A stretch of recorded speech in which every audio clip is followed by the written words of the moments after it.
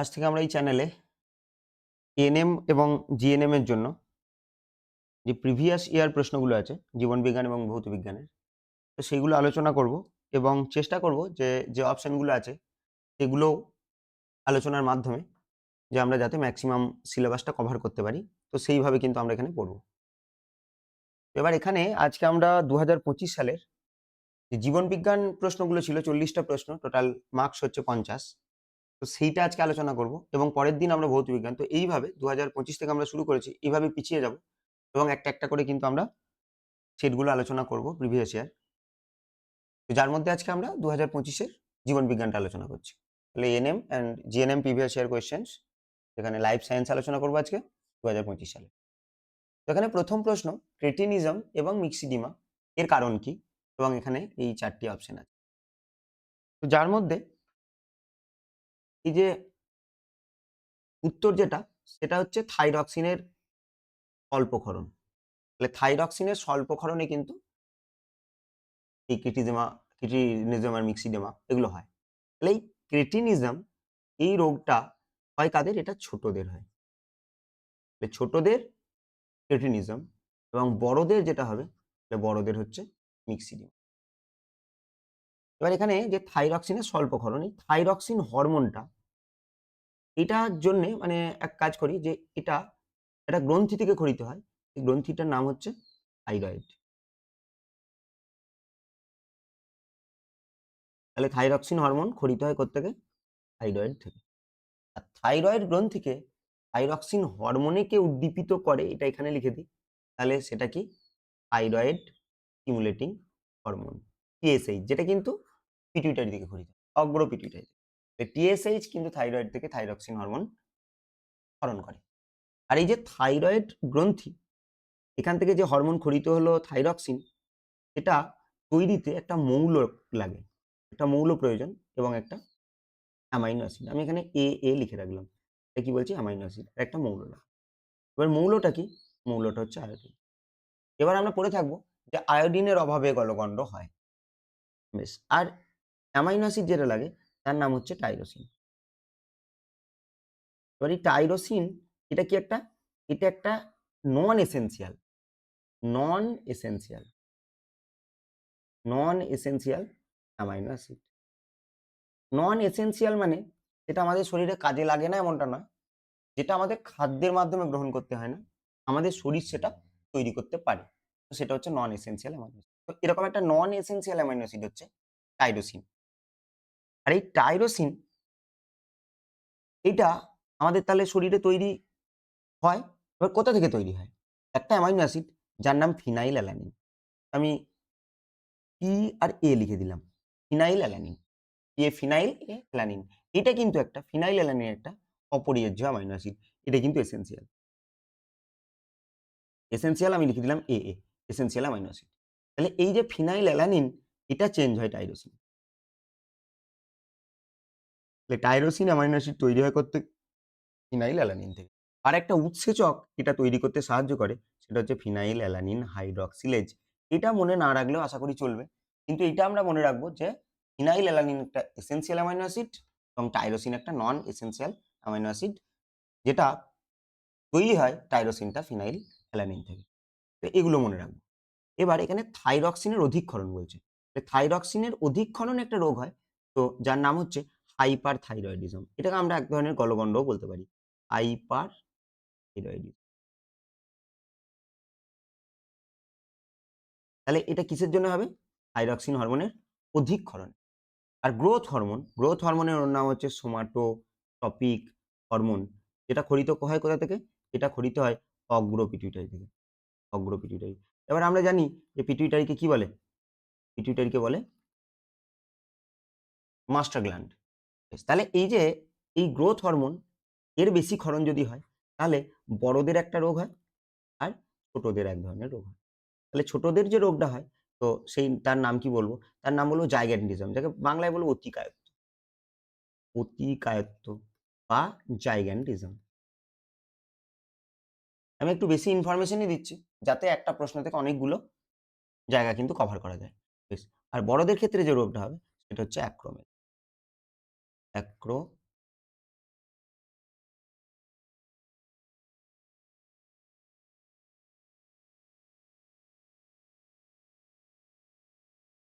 তাহলে কি হবে অ্যাক্রো। আর কি আছে গ্রোথ হরমোনের স্বল্পক্ষরণ। তাহলে এখানে যে রোগটা হবে তো সেটাকে কি বলতে পারি বামনত্ব। বামনত্ব বা যেটাকে বলতে পারি কি ডুয়ারফিজম। ডুয়ারফিজম। তাহলে আমরা ১ম যে প্রশ্ন তো সেখান থেকে এইগুলো কিন্তু আমরা জানতে পারি। তো এবার আমরা পরের প্রশ্ন দেখব। এখানে কোনো অপশন বাদ গেছে? বেশ। তাহলে পরের প্রশ্ন দেখব। পরের প্রশ্ন কি বলছে? যে রক্তনালী হৃদয় থেকে রক্ত বহন করে তাকে বলা হয়। এখানে রয়েছে এই ৪ টে অপশন। তাহলে এখানে উত্তর কি হবে? এখানে উত্তর হবে হৃদয় থেকে নিয়ে যাচ্ছে সেটা হচ্ছে কি এবার এখানে আমরা এক কাজ করি, যেখানে এইটা ধরে নিই একটা হৃৎপিণ্ড। এর কটা প্রকোষ্ঠ আছে? ৪ টে প্রকোষ্ঠ। তাহলে এটা হচ্ছে হৃৎপিণ্ড আর এর প্রকোষ্ঠ আছে ৪ টা। তাহলে এটাকে আমরা ডিভাইড করে দিই ৪ টে প্রকোষ্ঠে। এই হচ্ছে ৪ টে প্রকোষ্ঠ। তাহলে এই ৪ টে প্রকোষ্ঠের এইটাকে আমরা কি বলবো? এইটাকে বলবো রাইট অ্যাট্রিয়াম। আর এটা কি বলবো? Left atrium. এটাকে বলবো রাইট অ্যাট্রিয়াম আর এটাকে বলবো তাহলে কি বলবো? এটাকে বলবো লেফট অ্যাট্রিয়াম। এটা হবে রাইট ভেন্ট্রিকল আর এটা হবে লেফট বা অ্যাট্রিয়াম গুলো অলিন্দ আর ভেন্ট্রিকল গুলো হচ্ছে নিলয়। এবার এখানে এক কাজ করি যে এখানে একটা রক্তবাহ আমরা এঁকে দিই। তাহলে এখানে একটা রক্তবাহ। আর এখানে একটা রক্তবাহ এঁকে দিই। হৃৎপিণ্ড যখন আমরা দেখেছি এইদিকে থাকে না, আমি এদিকে আঁকলাম। এটা এই দিক থেকে দেখবে এইদিকে থাকে। এইরকম ভাবে বেরিয়ে থাকে এদিকে। যেহেতু এইদিকে উপরে একটা এঁকেছি আমি এখানে আঁকলাম না বোঝার সুবিধার্থে। তাহলে একটা আমি উপরে এঁকে দিলাম, একটা নিচে এঁকে দিলাম। তাহলে এগুলো কি? এগুলো হচ্ছে রক্তবাহ। তাহলে আমি এখানে এক কাজ করি রক্তবাহ এখানে লিখে আনি। রক্তবাহ হচ্ছে ২ ধরনের। রক্ত তাহলে রক্তবাহ ২ ধরনের হয়। একটাকে বলে আমরা একটাকে আমরা কি বলি ধমনী, আরেকটাকে কি বলি? এটা হচ্ছে শিরা। ধমনী আর শিরা। তাহলে এদের যদি আমরা লেভেল গুলো দেখি যে পরপর যে সবার ১ম এ আমরা লিখব সবথেকে বড়টা সেটা হচ্ছে সবথেকে বড়টা হচ্ছে মহাধমনী। বেশ। তাহলে এইবার এই যে মহাধমনী আছে সেইটা ভাগ হয় শাখায়। তো সেইটাকে কি বলব? সেটা হচ্ছে ধমনী। এরপর ধমনী ভাগ হয়, যে ধমনী হয় উপধমনী। আর উপধমনী থেকে যেটা তৈরি হয় তো সেইটা হচ্ছে জালক। তাহলে উপধমনী থেকে হয় কি? জালক। তাহলে সেইরকম শিরাগুলোর ক্ষেত্রে তাহলে রক্তবাহ, ধমনী আর শিরা বলেছি। তাহলে এইবার এখানে কি দেখব? আমরা শিরাগুলো থেকে দেখব। তাহলে সবার ১ম কি হবে? মহাশিরা। তাহলে কি হলো? মহাশিরা। তাহলে মহাশিরা থেকে যেটা তৈরি হবে বেশ যেটা শাখায় ভাগ হবে সেটা হচ্ছে শিরা। আর শিরা থেকে কি তৈরি হবে? উপশিরা। আর উপশিরা পরে এরও যেটা থাকবে সেটা হচ্ছে জালক। তাহলে প্রত্যেকটা লেভেল আমরা পরপর লিখলাম। এবার এখানে আমরা যেটা হৃৎপিণ্ডে এসে শেষে মিশছে সেটা ঊর্ধ্ব বলব না, ঊর্ধ্ব মহাশিরা বলব না, শুধু মহাশিরা। আর যেটা ১ম এ বেরিয়ে যাচ্ছে সেটা হচ্ছে মহাধমনী। তাহলে এইবার আরেকটা জিনিস মনে রাখবো, এর ফ্লোটা আমরা দেখব। যে এইটার ফ্লোটা কালারটা একটু চেঞ্জ করি। যে এর ফ্লোটা এই দিক থেকে এদিকে। সমগ্র দেহ থেকে দূষিত রক্ত এটা নিয়ে আসে। আর সমগ্র দেহ থেকে দূষিত রক্তটা এসে কিন্তু মেশে কোথায়? এই রাইট আর্ট্রিয়াম। আর এখানে সমগ্র দেহতে বিশুদ্ধ রক্ত যায় এই আমাদের বাম নিলয় থেকে। তাহলে এটা থেকে। তাহলে এর তীর চিহ্নটা আমরা এদিকে দিই। এদিক থেকে দিয়ে। তাহলে আমরা যদি দেখি এটা সৃষ্টি হয়েছে কোথায়? মিলেছে। এখান তীর চিহ্নটা এইদিকে দেখাচ্ছি। মিলেছে কোথায়? হৃৎপিণ্ডে। আর আসছে কোথায়? জালক থেকে। তাহলে এটা আসছে জালক থেকে আর মিলেছে হৃৎপিণ্ডে। তাহলে যেগুলো জালকে উৎপত্তি হয় এবং হৃৎপিণ্ডে এসে মেশে তাকে বলে শিরা। তাহলে এটা হচ্ছে শিরা। আর যেগুলো এটা হৃৎপিণ্ডে তৈরি হয়েছে আর যাবে কোথায়? বিভিন্ন জালকে। জালকে গিয়ে মিশছে তাকে বলবো ধমনী। এটাই তো বলেছে যে হৃৎপিণ্ড থেকে, হৃদয় থেকে নিয়ে যায়। তাহলে সেটা কি হতো? আর কৌশিক নালী যেটা বলছে সেটা আসলে ক্যাপিলারি।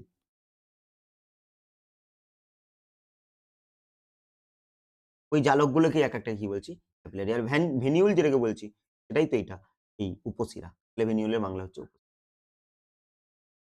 এবার আমরা পরের প্রশ্ন দেখব। শুক্রাণু উৎপাদন স্থান হলো। তাহলে এখানে ৪ টে অপশন। তাহলে শুক্রাণু উৎপাদক স্থান এটা হচ্ছে শুক্র নালী বা কি বলে এটাকে? Seminiferous tube. কোথায় থাকে? শুক্রাশয়ে থাকে। তাহলে শুক্রাণু উৎপাদন কোথায় হয়? শুক্রাশয়। তাহলে শুক্রাশয়ে কি থাকে? Seminiferous tube. আমরা এখানে যদি দেখি যে একটা শুক্রাশয়, একটা শুক্রাশয়কে কাটা হয়েছে। তাহলে এটা এইভাবেই দেখাই। এটা একটা শুক্রাশয়কে কাটা হয়েছে এইভাবে। তাহলে এইটা এপিডিডাইমিস, এই সাইডে যেটা আছে। একটু ভালো করে থাক এই ঠিক আছে। তাহলে এইটা হচ্ছে এপিডিডাইমিস। তাহলে এটা এপিডিডাইমিস। এই যে শেষ অপশনটা ছিল এপিডিডাইমিস। এখানে কি হয়? এখানে শুক্রাণু সঞ্চিত থাকে এপিডিডাইমিসে। শুক্রাণু সঞ্চিত থাকে। তাহলে শুক্রাণু কোথায় সঞ্চিত থাকে? এপিডিডাইমিসে। আর এখানে এই শুক্রাশয়টা কতগুলো প্রকোষ্ঠে ভাগ করা থাকে। তো সেইগুলো প্রকোষ্ঠ বা কি বলতে পারি লোবিউল। আর এই লোবিউলের ভিতরে সেমিনিফেরাস টিউবিউল থাকে ৩ টে। ২ থেকে ৩ টে করে কুণ্ডলীকৃত নালী থাকে, তাকে বলে সেমিনিফেরাস টিউবিউল। তার মধ্যে শুক্রাণু তৈরি হয়। আর সেটাকে বাংলায় বলব শুক্রাণু। আর লেডিগের কোষ এটাকে ইন্টারস্টিসিয়াল সেলও বলতে পারি। Interstitial sell. আর এখান থেকে একটা হরমোন ক্ষরণে উদ্দীপিত করে একটা হরমোন, তার নাম হচ্ছে ইন্টারস্টিসিয়াল সেল স্টিমুলেটর। আইসি, interstitial sell stimulating hormone. ICSH. তাহলে এটা কোথা থেকে খরিত হয়? এটা পিটুইটারি থেকে খরিত। যে কাকে উদ্দীপিত করে? লেডিগের কোষকে। কোন হরমোন ক্ষরণে উদ্দীপিত করে? সেটা হচ্ছে টেস্টোস্টেরন। তাহলে লেডিগের কোষ থেকে কোন হরমোন খরিত হয়? সেটা হচ্ছে টেস্টোস্টেরন। কে উদ্দীপিত করে? Interstitial sell stimulating hormone. আর লেডিগের কোষের অন্য নাম কি? ইন্টারস্টিসিয়াল। এপিডিডাইমিসে কি হয়? শুক্রাণু সঞ্চিত থাকে। আমরা এবার পরের প্রশ্ন দেখব। অ্যাসকর্বিক অ্যাসিড হলো। তাহলে এখানে আমরা এই যে ৪ টে অপশন দেখতে পাচ্ছি। তো তার মধ্যে যে আসলে এটা ভিটামিনের রাসায়নিক নেম, তাহলে অ্যাসকর্বিক অ্যাসিড হচ্ছে ভিটামিন সি এর রাসায়নিক। তাহলে ভিটামিন সি এর রাসায়নিক নাম হচ্ছে অ্যাসকর্বিক অ্যাসিড। এবার এক কাজ করব আমরা এখানে। এই যে ভিটামিনকে আমরা দুটো ভাগে ভাগ করব। যে ভিটামিনগুলো আছে তাহলে তাকে দুটো গ্রুপে ভাগ করব। একটা হচ্ছে জলে দ্রবীভূত আর একটা হচ্ছে স্নেহ পদার্থে দ্রবীভূত। তাহলে জলে দ্রবীভূত আর স্নেহ পদার্থে দ্রবীভূত বলতে আমরা কি বলতে চাই? জলে দ্রবীভূত মানে যেসব ভিটামিনগুলো জলে গুলে যায়, আর যেসবগুলো স্নেহ পদার্থে অর্থাৎ লিপিড, ফ্যাট এইসবে গুলে যায়, তেল, তো তাকে স্নেহ পদার্থ। তাহলে জলে দ্রবীভূত যে ভিটামিনগুলো রয়েছে সেটা হচ্ছে বি কমপ্লেক্স।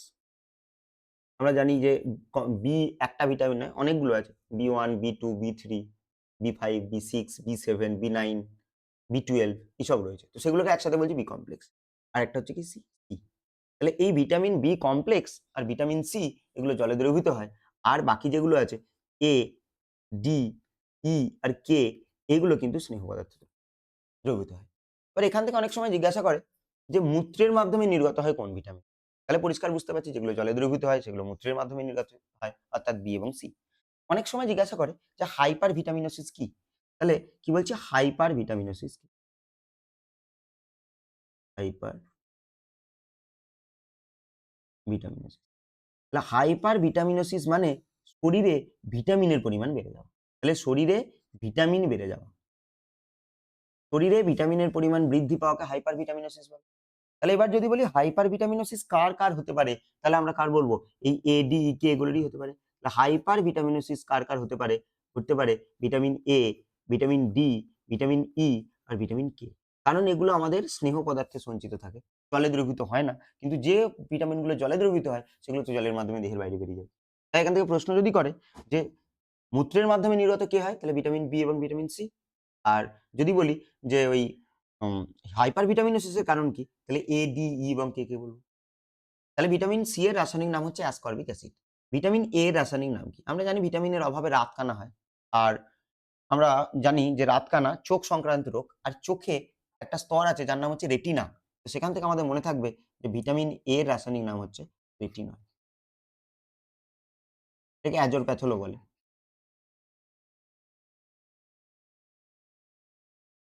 তাহলে এটা হচ্ছে ভিটামিন এ এর রাসায়নিক নাম। এবার ভিটামিন ডি এর যদি রাসায়নিক নাম জানি, তো ভিটামিন ডি কি করে? ভিটামিন ডি কিন্তু আমাদের হাড়ের গঠন ঘটায়। হাড়ের দাঁতের গঠন এটা ঘটাতে সাহায্য করে। তাহলে সে দাঁতের গঠনের জন্য গুরুত্বপূর্ণ উপাদান ক্যালসিয়াম। তাহলে এর রাসায়নিক নাম হচ্ছে। আর ভিটামিন ই এর রাসায়নিক নাম হচ্ছে টোকোফেরল। তাহলে এগুলো কিন্তু আমরা এখান থেকে মনে রাখবো। ভিটামিন এ এর অভাবে তো রাতকানা। ভিটামিন ডি এর অভাবে রিকেট হয়, ভিটামিন ই এর অভাবে বন্ধ্যাত্ব, এটাকে অ্যান্টি স্টেরিলিটি ভিটামিনও বলে। তাহলে এর অভাবে কি হয়? বন্ধ্যাত্ব। ভিটামিন ডি এর অভাবে কি হয়? রিকেট। আর ভিটামিন এর অভাবে কি হয়? রাতকানা। আর ভিটামিন সি এর অভাবে কি হয়? স্কারভি। এটা মাড়ি সংক্রান্ত একটা রোগ। তাহলে এখানে যে অপশন গুলো যা এক্সট্রা ইনফরমেশন দিলাম, অন্য সময় ভিটামিনের আরো প্রশ্ন থাকলে আরো ইনফরমেশন দেওয়া হবে। তো এখান থেকে কিন্তু যা বলেছি বারবার রিভিশন করে কিন্তু এগুলো মনে রাখার চেষ্টা করব। এবার আমরা পরের প্রশ্ন দেখব। তাহলে পরের প্রশ্ন কি? মানব রক্তের স্বাভাবিক পিএইচ কত? তাহলে এখানে আলাদা করে বলার কিছু নেই, যেখানে একটাই অপশন শুধু উত্তর করব। সেটা হচ্ছে অপশন সি, এই 7.3 থেকে 7.4। তাহলে এটা হচ্ছে মানব রক্তের স্বাভাবিক পিএইচ। আমরা পরের প্রশ্ন দেখব। নিম্নলিখিত কোনটি আম গাছের কোষ এবং বাঁদরের কোষ উভয় স্থানেই পাওয়া যায়? তাহলে এখানে বুঝতে পারছি যে একটা আম গাছ বলেছে, একটা বাঁদর বলেছে। তার মানে পরিষ্কার বোঝা যাচ্ছে কি, যে একটা হচ্ছে উদ্ভিদ কোষ আর একটা প্রাণী কোষ। তাহলে এখানে উত্তর কি হবে? উত্তর হবে দুটোতেই যেটা পাওয়া যায় সেটা হচ্ছে কোষ পর্দা। তাহলে এখানে উত্তর কি হবে? কোষ পর্দা। তাহলে এখানে আম গাছের কোষ একটা, কি জন্য বলছে? আম গাছের কোষ একটা উদ্ভিদ কোষ আর বাঁদরের কোষ একটা প্রাণী কোষ। তাহলে এইবার এই যে ক্লোরোপ্লাস্ট যদি বলতাম, তাহলে এইটা কিন্তু শুধুমাত্র উদ্ভিদ কোষে পাওয়া যায়, উদ্ভিদ কোষ। সেন্ট্রিওল যদি বলি, এটা শুধুমাত্র কোথায় পাওয়া যায়? শুধুমাত্র প্রাণী কোষে। আর কোষ প্রাচীর কোথায় পাওয়া যাবে? এটা শুধুমাত্র উদ্ভিদ কোষে। তাহলে একটাই উপাদান ছিল যেটা দুই জায়গাতেই পাওয়া যায়, সেটা হচ্ছে কোষ। তাহলে ক্লোরোপ্লাস্ট কি? এটা সালোক সংশ্লেষে সাহায্য করে, এটা জানি। সেন্ট্রিওল এটা বীনতন্তু গঠন করে। আর সেন্ট্রিওল যদি বলি, সেন্ট্রিওল নিষ্ক্রিয় অবস্থায় থাকে। এটা এখান থেকে তীর চিহ্ন দিয়ে এখানে কোথাও লিখে দিই। সেন্ট্রিওল কিন্তু নিষ্ক্রিয় অবস্থায় থাকে কার? খুবই গুরুত্বপূর্ণ প্রশ্ন। তাহলে নিষ্ক্রিয় অবস্থায় সেন্ট্রিওল যার থাকে, তাহলে সেটা হচ্ছে স্নায়ু। ওই জন্য স্নায়ুকোষ কিন্তু বিভাজিত হতে পারে। তাহলে স্নায়ুকোষের সেন্ট্রিওল কিন্তু নিষ্ক্রিয় অবস্থায় থাকে, তার জন্য কিন্তু স্নায়ুকোষ বিভাজিত হতে পারে না। বিভাজিত হতে পারে না আর কোন কোষ? আমি যদি বলি বিভাজিত হতে পারে না, বিভাজিত হয় না। তাহলে বিভাজিত হয় না যে কোষগুলো, একটা তো স্নায়ুকোষ, এটা সেন্ট্রিওলের জন্য। আর 2 আর 3, 2 নম্বর কি বলবো? আরবিসি, এটা বিভাজিত হয় না, নিউক্লিয়াসই থাকে না। আর 3 নম্বর কি বলবো? পেশি কোষ। তাহলে এই যেগুলো আছে, তাহলে এগুলো কিন্তু বিভাজিত হয় না, বা বলতে পারি এগুলো সব G0 দশায় অবস্থান করে। যদি বলে কোন কোষ G0 দশায় অবস্থান করে, তাহলে আরবিসি এবং পেশি। আর সেন্ট্রিওল তাদের থাকে প্রাণী কোষে, কিন্তু স্নায়ুকোষে সেন্ট্রিওল নিষ্ক্রিয় অবস্থায় থাকে। আর উদ্ভিদ দেহে কিন্তু ক্লোরোপ্লাস্টিকটা থাকে। আর কোষ প্রাচীর, এটা শুধুমাত্র উদ্ভিদ কোষে থাকে। আর কোষ প্রাচীর সংক্রান্ত যদি বলি, কোষ প্রাচীর উদ্ভিদ কোষেও থাকে, কোষ প্রাচীর ছত্রাকেও থাকে, আর কোষ প্রাচীর ব্যাকটেরিয়াতেও থাকে। এবার এখানে এক কাজ করব, কার কোষ প্রাচীর কি দিয়ে গঠিত?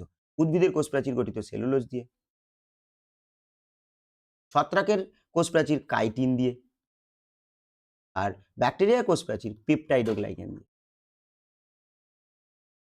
পেপটাইডোগ্লাইকান। কোথাও মিউরিনও লেখা থাকতে পারে এর এর পরিবর্তে পেপটাইডোগ্লাইকান বা মিউরিন। তাহলে এখান থেকে আমরা এই এক্সট্রা ইনফরমেশন গুলো কিন্তু মনে রাখবো। এবার আমরা পরের প্রশ্নে যাব। তাহলে পরের প্রশ্ন কি? পরের প্রশ্ন হচ্ছে, তো হলো নারীর প্রজননতন্ত্রের কোন অংশ ডিম্বাণু উৎপন্ন করে? তাহলে এখানে এই হচ্ছে 4টে অপশন। তাহলে এখানে উত্তর কি হবে? তাহলে ডিম্বাণু উৎপন্ন যে করবে, তো সে হচ্ছে ডিম্বাশয়। তাহলে এখানে উত্তর হবে ডিম্বাশয়। ডিম্বাশয় যাকে ইংরেজিতে আমরা কি বলবো? ওভারি। তাহলে ওভারি বা ডিম্বাশয়ে কিন্তু কি উৎপন্ন হয়? ডিম্বাণু উৎপন্ন হয়। বেশ। তাহলে নারী প্রজননতন্ত্রের অংশ যদি বলি কোনগুলো, এখানে যতগুলো বলা আছে প্রত্যেকটাই নারী প্রজননতন্ত্রের অংশ। এই ফ্যালোপিয়ান টিউব, এখানে একটা বিশেষ স্থান আছে, স্ফীতস্থান, যাকে বলে অ্যাম্পুলা। আর এই অ্যাম্পুলা স্থানে যেটা ঘটে সেটা হচ্ছে নিষেক ঘটে, অর্থাৎ ওই যে পুংগামেট আর স্ত্রীগামেটের মিলনটা হয়। সার্ভিক্স বলতে পারি ইউটেরাসের ওপেনিংটা। আর জরায়ু যেখানে রোপিত থাকে, যেখানে ভ্রূণ রোপিত থাকে, ভ্রূণ রোপিত থাকে। তাহলে ভ্রূণের রোপণ কোথায় সম্পন্ন হয়? তাহলে সেটা হচ্ছে জরায়ু। আর কোন দশায় যদি বলি, তাহলে হচ্ছে ব্লাস্টোসিস। তাহলে ব্লাস্টোসিস দশায় কি হবে? ইমপ্লান্টেশনটা ঘটে, অর্থাৎ রোপণ ঘটে। তাহলে কি বলবো যে জরায়ুতে ভ্রূণের রোপণ কখন ঘটে, কোন দশায় ঘটে? তাহলে সেটা উত্তর কি হবে? সেটা উত্তর হবে ব্লাস্টোসিস্ট। পরের প্রশ্নে যাব। মানব মস্তিষ্কের কোন অংশ শ্বাস-প্রশ্বাস নিয়ন্ত্রণ করে? তাহলে এই যে ৪ টে অপশন, তো এর মধ্যে শ্বাস-প্রশ্বাস যে নিয়ন্ত্রণ করবে সেটা হচ্ছে মেডালা অবলঙ্গাটা। এখানে যদি থাকতো আ পন্স সেটাও উত্তর হতো। তাহলে মেডালা অবলঙ্গাটা এবং শ্বাস-প্রশ্বাস যদি নিয়ন্ত্রণ করে, মেডালা অবলঙ্গাটা ছাড়াও কে নিয়ন্ত্রণ করে? পন্স। তাহলে পন্স একটা বিশেষ সেন্টার আছে। তার নাম হচ্ছে কি? অ্যাপনিউস্টিক আর নিউমোট্যাক্সি।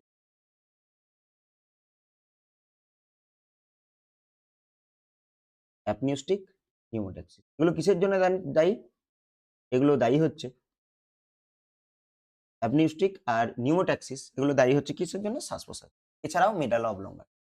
মেডালা অবলঙ্গাটা এটা ছাড়াও হাঁচি, কাশি, যেটাকে সুষুম্না শীর্ষক বলে বাংলায়। হাঁচি, কাশি, বমি, খাদ্য গলাধঃকরণ, এগুলো সব কিন্তু নিয়ন্ত্রণ করে। তাহলে হাঁচি, কাশি, বমি, খাদ্য গলাধঃকরণ সব কিন্তু নিয়ন্ত্রণ করে মেডালা অবলঙ্গাটা, যার অন্য নাম হচ্ছে সুষুম্না শীর্ষ। সুষুম্না শীর্ষ। আর এখানে সেরিব্রাম যদি বলি, সেরিব্রাম হচ্ছে গুরু মস্তিষ্ক। এর কাজ যদি মনে রাখতে চাই, মনে রাখবো কি? চিন্তা, বুদ্ধি, স্মৃতি। চিন্তা, বুদ্ধি আর স্মৃতি। আরেকটা মনে রাখবো যে আমি শুধু বলে রাখি, যেটা সেন্স। আমাদের সেন্স অর্গান কটা আছে? ৬ টা আছে। ওই ৬ টা ৫ টা আছে। ওই ৫ টা সেন্স অর্গানের যা কাজ সব। তাহলে চক্ষু, কর্ণ, নাসিকা, জিহ্বা, ত্বক। তাহলে চক্ষু হলে দর্শন, কর্ণ শ্রবণ, নাক তাহলে হচ্ছে ঘ্রাণ অনুভূতি, জিভ তাহলে স্বাদ অনুভূতি, আর ত্বক মানে কি? স্পর্শ। তাহলে এই কাজগুলো। তাহলে কি মনে রাখবো? চিন্তা, বুদ্ধি, স্মৃতি। চিন্তা বলতে আমাদের যে ইমাজিনেশন, এই ইমাজিনেশন পাওয়ারটা, সেই ইমাজিনেশনটা গুরু মস্তিষ্কের জন্য। ইন্টেলিজেন্সি, বুদ্ধি, মেমোরি। তো এই জিনিসগুলো আর তার সাথে যত সেন্স গুলো আছে সেগুলো কিন্তু সেরিব্রাম বা গুরু মস্তিষ্ক নিয়ে। সেরিবেলাম বা বাংলায় এটাকে কি বলবো? লঘু মস্তিষ্ক। লঘু মস্তিষ্ক। আর তাহলে লঘু মস্তিষ্ক কি করে? আমরা জানি ভারসাম্য নিয়ন্ত্রণ। লঘু মস্তিষ্ক ভারসাম্য নিয়ন্ত্রণ। এবার থ্যালামাস। থ্যালামাস হচ্ছে গুরু মস্তিষ্কের প্রবেশদ্বার। তাহলে গুরু মস্তিষ্কের প্রবেশদ্বার। এখানে ঘ্রাণ ছাড়া বাকি যা সমস্ত সেন্স আছে সেগুলো কিন্তু থ্যালামাস হয়ে গুরু মস্তিষ্কে যায়। ঘ্রাণ বাদে বাকিগুলো। ঘ্রাণ কিন্তু সরাসরি যায়। বেশ। এবার আমরা পরের প্রশ্ন দেখব। পরের প্রশ্ন হচ্ছে মাইটোসিস কোষ বিভাজনের পর একজন পুরুষের কোষের ক্রোমোজোম সংখ্যা। তাহলে এখানে ৪ টে অপশন দেখব। তাহলে ৪ টে অপশন কি বলছে এটা? মাইটোসিস কোষ বিভাজন ঘটলো তারপরে পুরুষ। মাইটোসিস কোষ বিভাজনের ক্ষেত্রে আমরা কি জানি? মাইটোসিস কোষ বিভাজনে সদৃশ বিভাজন। মাইটোসিস কোষ বিভাজন কি বলে? সদৃশ। এখানে কোনো সংখ্যাই কিন্তু পরিবর্তন হবে না। কোনো ক্রোমোজোম সংখ্যার পরিবর্তন হবে না। তাহলে একটা পুরুষের কোষে যা থাকবে মাইটোসিস কোষ বিভাজনের পরও তাই থাকবে। তাহলে পুরুষের কোষে কি জানতে চেয়েছে? ক্রোমোজোম সংখ্যা। ক্যারিওটাইপটা জানতে চেয়েছে। তাহলে আমরা কি জানি? যে আসলে ৪৪ টা অটোজোম থাকে আর ২ টো সেক্স ক্রোমোজোম থাকে। আর পুরুষ মানেই কি? ২ টো সেক্স ক্রোমোজোম বলতে একটা X এবং একটা Y। আর বাকি ৪৪ টা তো অটোজোম থাকবেই। তাহলে ৪৪ A প্লাস কি হবে? XY। তাহলে এখানে A লিখিনি। তাহলে কি লিখেছে? ৪৪ প্লাস XY। তাহলে অপশন বি এখানে সঠিক। আর স্ত্রীদের ক্ষেত্রে যদি বলতো, তাহলে এটা স্ত্রীদের ক্ষেত্রে 44A প্লাস XX। আর যদি এখানে বলতো যে আর বলেনি সেগুলো, তাহলে আমি যদি বলছি গ্যামেট যদি বলি, যদি পুং গ্যামেট বলি, পুং গ্যামেট, পুং গ্যামেট বা যেটাকে আমরা কি বলতে পারি? যেটাকে বলতে পারি শুক্রাণু। তাহলে শুক্রাণু যদি বলতো, তাহলে শুক্রাণু কি হবে? অর্ধেক হয়ে যাবে। শুক্রাণু মানে N হয়ে যাবে। যদি আমরা বলি যে পুরুষের কোষ যেটা বলব সাধারণত জনন মাতৃকোষ বা দেহকোষ এগুলো 2n হয়। কিন্তু যখনই শুক্রাণু হয়ে যাবে সেটা n হয়ে যাবে, অর্ধেক হয়ে যাবে। পুং গ্যামেট আবার ২ রকম হয়। একটাকে বলবো অ্যান্ডোস্পার্ম, অ্যান্ড্রোস্পার্ম, আর একটা হচ্ছে গাইনোস্পার্ম। অ্যান্ডোস্পার্ম এবং গাইনোস্পার্ম। এবার এই যে অ্যান্ড্রোস্পার্ম যেটা রয়েছে, তাহলে তার যদি বলি ক্যারিওটাইপ কি? তাহলে কি হয়ে যাবে? 22A plus Y। আর গাইনোস্পার্ম তাহলে এটা কি হয়ে যাবে? 22A প্লাস হয়ে যাবে X। আর যদি আমরা ডিম্বাণু বলি, তাহলে ডিম্বাণুর ক্ষেত্রে তো ওই একটাই হয়। তাহলে সেটা কি? 22A plus X। আর এটা আলাদা করে আর কোনো নাম নেই। যেহেতু ডিম্বাণু একটাই, তাই আলাদা করে নাম দেওয়ার প্রয়োজন নেই। কিন্তু শুক্রাণু যেহেতু ২ ধরনের হয়, তাই যেটা Y আছে সেটা অ্যান্ড্রোস্পার্ম আর যেটা X আছে সেটা গাইনোস্পার্ম। আমরা জানি যে পুরুষ সংক্রান্ত হলেই তাকে অ্যান্ড্রো বলে। আর স্ত্রী সংক্রান্ত হলে তাকে কি বলে? তাকে বলে গাইনো বলে। যেমন অ্যান্ড্রোজেন কাকে বলে? পুরুষ হরমোনগুলোকে একত্রে। তাহলে এখান থেকে আমরা এগুলো মনে রাখবো। এরপর আমরা পরের প্রশ্নে যাব। পরের প্রশ্ন কি? কোন রক্তের গ্রুপকে সর্বজনীন দাতা বলে? তাহলে এখানে এই যে ৪ টে অপশন রয়েছে। তাহলে এখানে সর্বজনীন দাতা কে হবে? সর্বজনীন দাতা হচ্ছে O। এবার এখানে O তো রয়েছে, কিন্তু আরো ভালো যদি দেয় অপশনটা, তাহলে কিন্তু সর্বজনীন দাতা হচ্ছে O নেগেটিভ। তাহলে সর্বজনীন দাতা হচ্ছে O নেগেটিভ। আর যদি বলি যে সর্বজনীন গ্রহীতাকে, তাহলে সেটা হবে AB। আর হবে কি AB? তাহলে আমি এখানে লিখে দিই পাশে সর্বজনীন গ্রহীতা। তাহলে কি হবে? সেটা হবে AB। আর এখান থেকে কিছু বলার আছে? আর কিছু বলে দিই, যেমন এই ABO সিস্টেম, রক্তের ABO সিস্টেম, ABO শ্রেণী, এটা কে দিয়েছে? এটা দিয়েছে Karl Landsteiner. Karl Landsteiner কিন্তু রক্তের ABO শ্রেণী দিয়েছে। এবার রক্তে এই যে পজিটিভ নেগেটিভ, এই যে আমরা লিখছি, এই যে লিখলাম এখানে পজিটিভ, এখানে লিখেছি নেগেটিভ, তাহলে এগুলো কি? তাহলে এগুলো হচ্ছে RH ফ্যাক্টর। যদি RH ফ্যাক্টর থাকে, তাহলে সেই রক্তটা হয়ে যাবে পজিটিভ, আর না থাকলে হবে নেগেটিভ। ম্যাক্সিমাম মানুষের রক্তে কিন্তু RH ফ্যাক্টর থাকে, তাহলে ম্যাক্সিমাম মানুষের রক্ত কিন্তু RH কি হয়ে যাবে? RH positive. তাহলে RH ফ্যাক্টর এটা দিয়েছে কে? উইনার, বিজ্ঞানী উইনার। এবার আর কি মনে রাখবো? যে সংবহন তন্ত্র, রক্ত সংবহন তন্ত্রের জন্য, তাহলে কি হবে? রক্ত সংবহন তন্ত্র। তাহলে রক্ত সংবহন তন্ত্রের জনককে উইলিয়াম হার্ভ। William herb. তাহলে 4 টে শ্রেণী আছে রক্তের, A, B, AB R O। মনে রাখবো এই AB যে গ্রুপটা না, এটা মেন্ডেলের সূত্রের একটা ব্যতিক্রম, যেটাকে সহপ্রকটতা বলে। এখানে লেখা ঠিক হবে না, একটু উপরের দিকে লিখি। তাহলে কি হবে? AB যে রক্তের শ্রেণীটা, এটা মেন্ডেলের সূত্রের একটা ব্যতিক্রম, যাকে বলে সহপ্রকটতা। তাহলে মেন্ডেলের সূত্রের ব্যতিক্রমটা কি হচ্ছে? সহপ্রকটতা। এরপর আমরা পরের প্রশ্নে যাই। এখান থেকে এটুকুই যথেষ্ট, এগুলো মনে রাখবে। তো পরের প্রশ্ন, মূত্রের মানুষের স্বাভাবিক মূত্রের হলুদ বর্ণের জন্য দায়ী রঞ্জক। তাহলে এখানে আমরা অপশনগুলো যদি দেখি, অ্যান্থোসায়ানিন, হিমোগ্লোবিন, মেলানিন, ইউরোক্রোম, তাহলে এখানে কি হবে? এখানে উত্তর হবে ইউরোক্রোম। আসলে আমরা জানি যে রক্তে একটা রঞ্জক থাকে যার নাম হচ্ছে বিলিরুবিন। বিলিভার্ডিন থাকে। তো এই বিলিরুবিন যখন কোথায় যায়? বৃহদন্ত্রে, এবং বৃহদন্ত্রে সেটা বিপাকের মাধ্যমে ইউরোক্রোম বা ইউরোবিলিনোজেন এটা তৈরি করে, আর যেটাই কিন্তু মূত্রে, মানুষের মূত্র এবং মলের যে হলুদ বর্ণ, সেটার জন্য দায়ী। এখানে যদি আমরা, তাহলে এখানে উত্তর হলো ইউরোক্রোম। ইউরোক্রোম মূত্রের ঈষৎ হলুদ বর্ণ বা মলের হলুদ বর্ণ, এটা আসলে বিলিরুবিন ভেঙে তৈরি হয় কোথায় গিয়ে? বৃহদন্ত্রে। তাহলে বৃহদন্ত্রে বিলিরুবিন ভেঙে কিন্তু কি তৈরি হয়? ইউরোক্রোম। এরপর কি বলবো? যে অ্যান্থোসায়ানিন, এটা একটা রঞ্জক যেটা উদ্ভিদ দেহে থাকে, উদ্ভিদের ভ্যাকুওলে জমা থাকে। তাহলে একটা রঞ্জক যেটা উদ্ভিদ কোষ, প্রাণী কোষে কিন্তু থাকে না, উদ্ভিদ কোষের কোথায় থাকে? ভ্যাকুওলে থাকে, ভ্যাকুওলে। হিমোগ্লোবিন তো আমরা জানি রঞ্জক যেটা কোথায় থাকে, যেটা আরবিসিতে। আর মেলানিন রঞ্জক, এইটা তৈরির জন্য দায়ী একটা হরমোন, এটা হচ্ছে মেলানোসাইট স্টিমুলেটিং হরমোন। তাহলে melanocyte stimulating hormone, melanocyte stimulating hormone কি তৈরি করতে পারে? মেলানিন তৈরি করতে পারে। এটা পিটুইটারির একটা অংশ থেকে খরিত হয়, মধ্য পিটুইটারি যেটা বলে, তো সেখান থেকে কিন্তু এটা খরিত।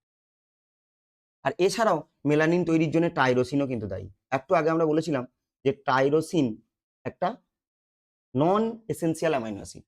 এই টাইরোসিন পরিবর্তন হয় ডোপামিনে, আর ডোপামিন পরিবর্তন হয় মেলানিনে। তাহলে টাইরোসিন হরমোনও কিন্তু মেলানিনের জন্য। আর এই মেলানিনের জন্য কিন্তু ত্বকের বর্ণ ডার্ক হয়। তাহলে ত্বকের বর্ণ গাঢ় হয়, ত্বকের বর্ণ গাঢ় হয়। আর এই গাঢ় যে ত্বকের বর্ণ, এই মেলানিন কার বিরুদ্ধে আমাদের রক্ষা করে? যে সূর্যের ইউভি রে থেকে। তাহলে মেলানিন কিন্তু আমাদের ইউভি রে থেকে বাঁচায়। এরপর আমরা পরের প্রশ্ন দেখব। ডারউইনের মতবাদ কোন তত্ত্বটিকে স্বীকৃত দেয় না? অর্থাৎ এখানের মধ্যে কোনটা ডারউইনের তত্ত্ব নয়? তাহলে এখানে এই যে ব্যবহার অব্যবহার তত্ত্ব, তাহলে এটা ডারউইনের নয়, এটা হচ্ছে কাদের? এটা ল্যামার্কের। তাহলে এটা ল্যামার্কের। অর্থাৎ কোনো একটা অঙ্গ বেশি ব্যবহার করলে সেটা সবল হয় এবং উন্নত হয়। আর কোনো একটা অঙ্গ যদি কম ব্যবহার করা হয় সেটা কিন্তু ক্রমশ দুর্বল হতে থাকে এবং একসময় বিলুপ্ত হয়ে যায়। আর বাকি যে ৩ টে রয়েছে, ৩ টেই কিন্তু ডারউইনের। যদিও যোগ্যতমের উদ্বর্তন এই মতবাদটা ডারউইনের, কিন্তু এই শব্দটা, এই টার্মটা, এই যে যোগ্যতমের উদ্বর্তন, তো এই টার্মটা যেটা দিয়েছে সেটা হচ্ছে হাবার্ট।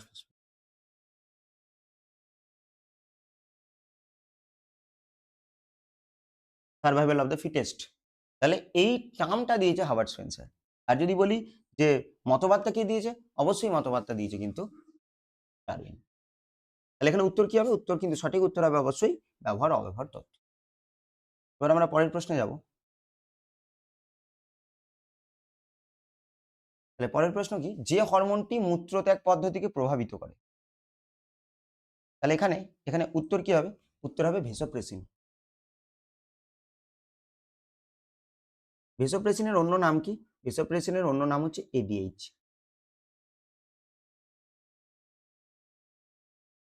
তাহলে অ্যান্টি ডাইউরেটিক হরমোন। তাহলে এই হরমোন জলের শোষণে সাহায্য করে। জলের শোষণ ঘটায়। তাহলে বৃক্কীয় নালিকার জলের শোষণ ঘটায় হচ্ছে এডিএইচ। আবার ভেসোপ্রেসিন কেন বলছি? ব্লাড ভেসেলকে বলছে ভেসেল, ভেসো, আর প্রেসিং মানে প্রেস করা, দিয়ে সংকুচিত করে। রক্তবাহ সংকুচিত করে। রক্তবাহ সংকুচিত। এবার রক্তবাহ সংকুচিত করে কি করবে? রক্তবাহ সংকুচিত করে কি করে? রক্তচাপ নিয়ন্ত্রণ। তাহলে রক্তবাহকে সংকুচিত করে রক্তচাপ নিয়ন্ত্রণ কে করে? সেটা করে ভেসোপ্রেসিন। আর ইস্ট্রোজেন, ইস্ট্রোজেনটা তো একটা মহিলা একটা ফিমেল হরমোন, যেটা কি করে? যে এটা গৌণ যৌন লক্ষণ প্রকাশ করে। এটা মহিলাদের গৌণ যৌন লক্ষণ প্রকাশ করে হচ্ছে, এগুলো কিন্তু স্টেরয়েড হরমোন। আর থাইরক্সিন সম্পর্কে তো একটু আগেই পড়েছি আমরা, যে এটাতে মৌল হিসাবে আয়োডিন লাগে, টাইরোসিন অ্যামাইনো অ্যাসিড লাগে, থাইরয়েড থেকে ক্ষরিত হয় এগুলো। আর অ্যাড্রিনালিনকে আপদকালীন, বিপদকালীন, সংকটকালীন হরমোন বলে। সংকটকালীন। কোথা থেকে ক্ষরিত হয়? অ্যাড্রিনাল গ্রন্থি। তাহলে কোথা থেকে ক্ষরিত হয়? অ্যাড্রিনালিন হরমোন ক্ষরিত হয় অ্যাড্রিনাল গ্রন্থি থেকে। অ্যাড্রিনাল গ্রন্থি। আর এই অ্যাড্রিনাল গ্রন্থি থেকে হরমোন ক্ষরণে যে উদ্দীপিত যোগায়, যে উদ্দীপিত করে পিটুইটারি থেকে ক্ষরিত হয় এসিটিএইচ, অ্যাডিনোকর্টিকোট্রপিক হরমোন। আর একটা জিনিস মনে রাখবো, এই অ্যাড্রিনাল গ্রন্থিকে কিন্তু সুপ্রারেনাল গ্রন্থি বলে। সুপ্রারেনাল গ্রন্থি। কারণ কি? রেনাল মানে কি সংক্রান্ত? বৃক্ক সংক্রান্ত। বৃক্কের উপরে আছে, তাই জন্য সুপ্রারেনাল। এবার থাইরক্সিন থেকে যেটা মনে রাখবো, এই যে থাইরক্সিন হরমোন, এটাকে ক্যালোরিজেনিক হরমোন বলে। এটাও মনে রাখবো। এটাকে বলে ক্যালোরিজেনিক হরমোন। ক্যালোরি উৎপাদন করতে। বিএমআর এর হার বৃদ্ধি করে। তো থাইরক্সিন হরমোন কি করে? বিএমআর এর হার বৃদ্ধি করে। বেসাল মেটাবলিক রেট বৃদ্ধি করে। তো তার জন্য এটাকে কি বলে? Calorigenic hormone. পরের প্রশ্ন দেখব। পরিপাকতন্ত্র, পরিপাকতন্ত্রের কোন অংশ মূলত পুষ্টি শোষণের জন্য দায়ী? তাহলে পরিপাকতন্ত্রের কোন অংশটা পুষ্টি শোষণ করে? তাহলে এখানে এই যে ৪ টে অপশন, ৪ টে অপশনই পরিপাকতন্ত্রের অংশ। তো যার মধ্যে যেটা শোষণ ঘটায়, তো সেটা হচ্ছে কি ক্ষুদ্রান্ত্র। ক্ষুদ্রান্ত্রের একটা বিশেষ গঠন থাকে। তাহলে ধরে নিচ্ছি এটা ক্ষুদ্রান্ত্র, এটা ক্ষুদ্রান্ত্র। তাহলে ক্ষুদ্রান্ত্রের এই ভিতরে এইরকম কিছু আঙুলের মতো অংশ থাকে। যদিও এইভাবে থাকে না, আপাতত আমরা এইভাবে দেখাচ্ছি। এভাবে থাকে না। তাহলে এভাবে দেখাচ্ছি যে এখানে এই যে অংশগুলো রয়েছে। তাহলে এই যে অংশগুলো রয়েছে, এই যে আঙুলের ন্যায় অংশটা ভিতরে, তাহলে এই আঙুলের ন্যায় অংশগুলো যেটা এইভাবে বেড়ে রয়েছে, এরকম করে ধরছি, এভাবে বেড়ে রয়েছে। তাহলে এই অংশটার নাম হচ্ছে কি? এই অংশটার নাম হচ্ছে ভিলাই। তাহলে সে কি করে? সে কি করে? শোষণটা কিন্তু করে। তাহলে খাদ্যটাকে শোষণ ঘটায় হচ্ছে ভিলাই। এবার এখানে যেটা জানবো যে পরিপাকতন্ত্র, এটা কাদের? প্রাণীদের। আর প্রাণীদের পুষ্টিকে কি বলে? হলোজৈবিক পুষ্টি। হলোজৈবিক পুষ্টি। তাহলে এই হলোজৈবিক পুষ্টির ৫টা ধাপ আছে। তাহলে কি কি? একটা হচ্ছে খাদ্য গ্রহণ। তাহলে প্রথমে আমরা খাবার খাবো। তারপরে কি হবে? পরিপাক। তাহলে সেই খাবারটা জটিল খাদ্য কি ছিলাম সেটা সরল খাদ্যে পরিণত হবে, তাকে বলব পরিপাক। পরিপাকের পর সরল খাদ্যটা কি হবে? শোষণ। কার দ্বারা শোষণ হবে? এই যে ক্ষুদ্রান্ত শোষণ। আর ৪ নম্বর কি হবে? সেই শোষিত খাদ্যটা কোষে গিয়ে মিশে যাবে। তাকে বলব অ্যাসিমিলেশন। তার বাংলাটা হচ্ছে আত্তীকরণ। আত্তীকরণ। আর ৫ নম্বর যেটা করব, অপাচ্য, যে খাদ্যটা অপাচ্য সেটা বহিষ্করণ হবে। আমি এখানে বহিষ্করণ লিখলাম। যদিও বহিষ্করণ লিখব না, কি লিখব? অপাচ্য খাদ্যের, বহিষ্করণ বানানটা হয়তো ভুল লিখেছি। তাহলে এটা হচ্ছে কি? বহিষ্করণ। তাহলে পাকস্থলী একটা কি জানি আমরা? পরিপাক। পরিপাক একটা তন্ত্রের অংশ। এটা পরিপাকে সাহায্যকারী অঙ্গ। বৃহদন্ত্রও তাই অঙ্গ। আর এবং অগ্নাশয়, অগ্নাশয় তো একটা গ্রন্থি হিসেবেও কাজ করে। অগ্নাশয় একটা মিশ্র গ্রন্থি। এবার কি? তাহলে এ কিন্তু হরমোনও ক্ষরণ করতে পারে। আর এ কিন্তু উৎসেচকও ক্ষরণ করতে পারে। হরমোন ক্ষরণ করতে পারে এবং উৎসেচক ক্ষরণ করে। এখানে অনেক হরমোন আছে। তো যার মধ্যে প্রধান ইনসুলিন, একদম মনে রাখতেই হবে। ইনসুলিন। তারপরে কি? গ্লুকাগন। তাহলে এই হরমোনগুলো ইনসুলিন, গ্লুকাগন এগুলো কোত্থেকে খরিত হয়? এগুলো কিন্তু অগ্নাশয় থেকে। তাহলে ইনসুলিন খরিত হবে বিটা কোষ থেকে আর গ্লুকাগন খরিত হবে আলফা কোষ থেকে। তাহলে এটাও আমরা মনে রাখবো। পাকস্থলী থেকে এই সেল খরিত হয়। তাহলে এই সেল কোথা থেকে খরিত হয়? অক্সিনটিক কোষ। এটা আমরা মনে রাখবো। অক্সিন, বানানটা ভুল হলো।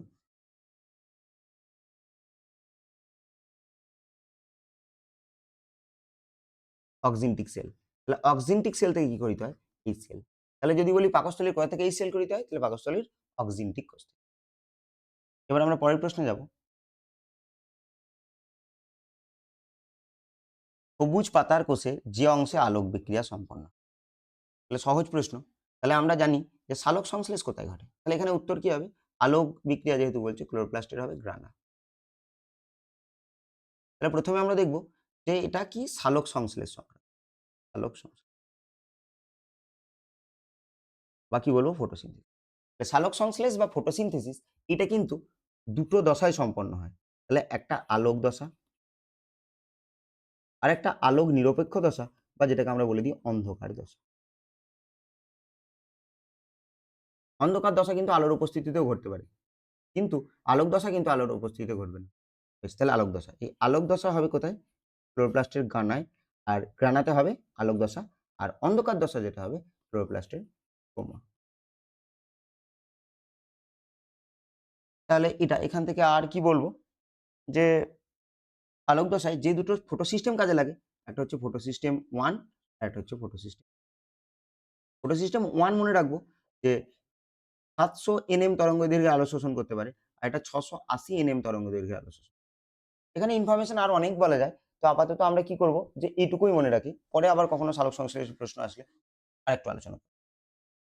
তাহলে যে অংশে আরেকটা জিনিস মনে রাখতে পারি যে সবুজ মূল কিন্তু সালোক সংশ্লেষ ঘটায়।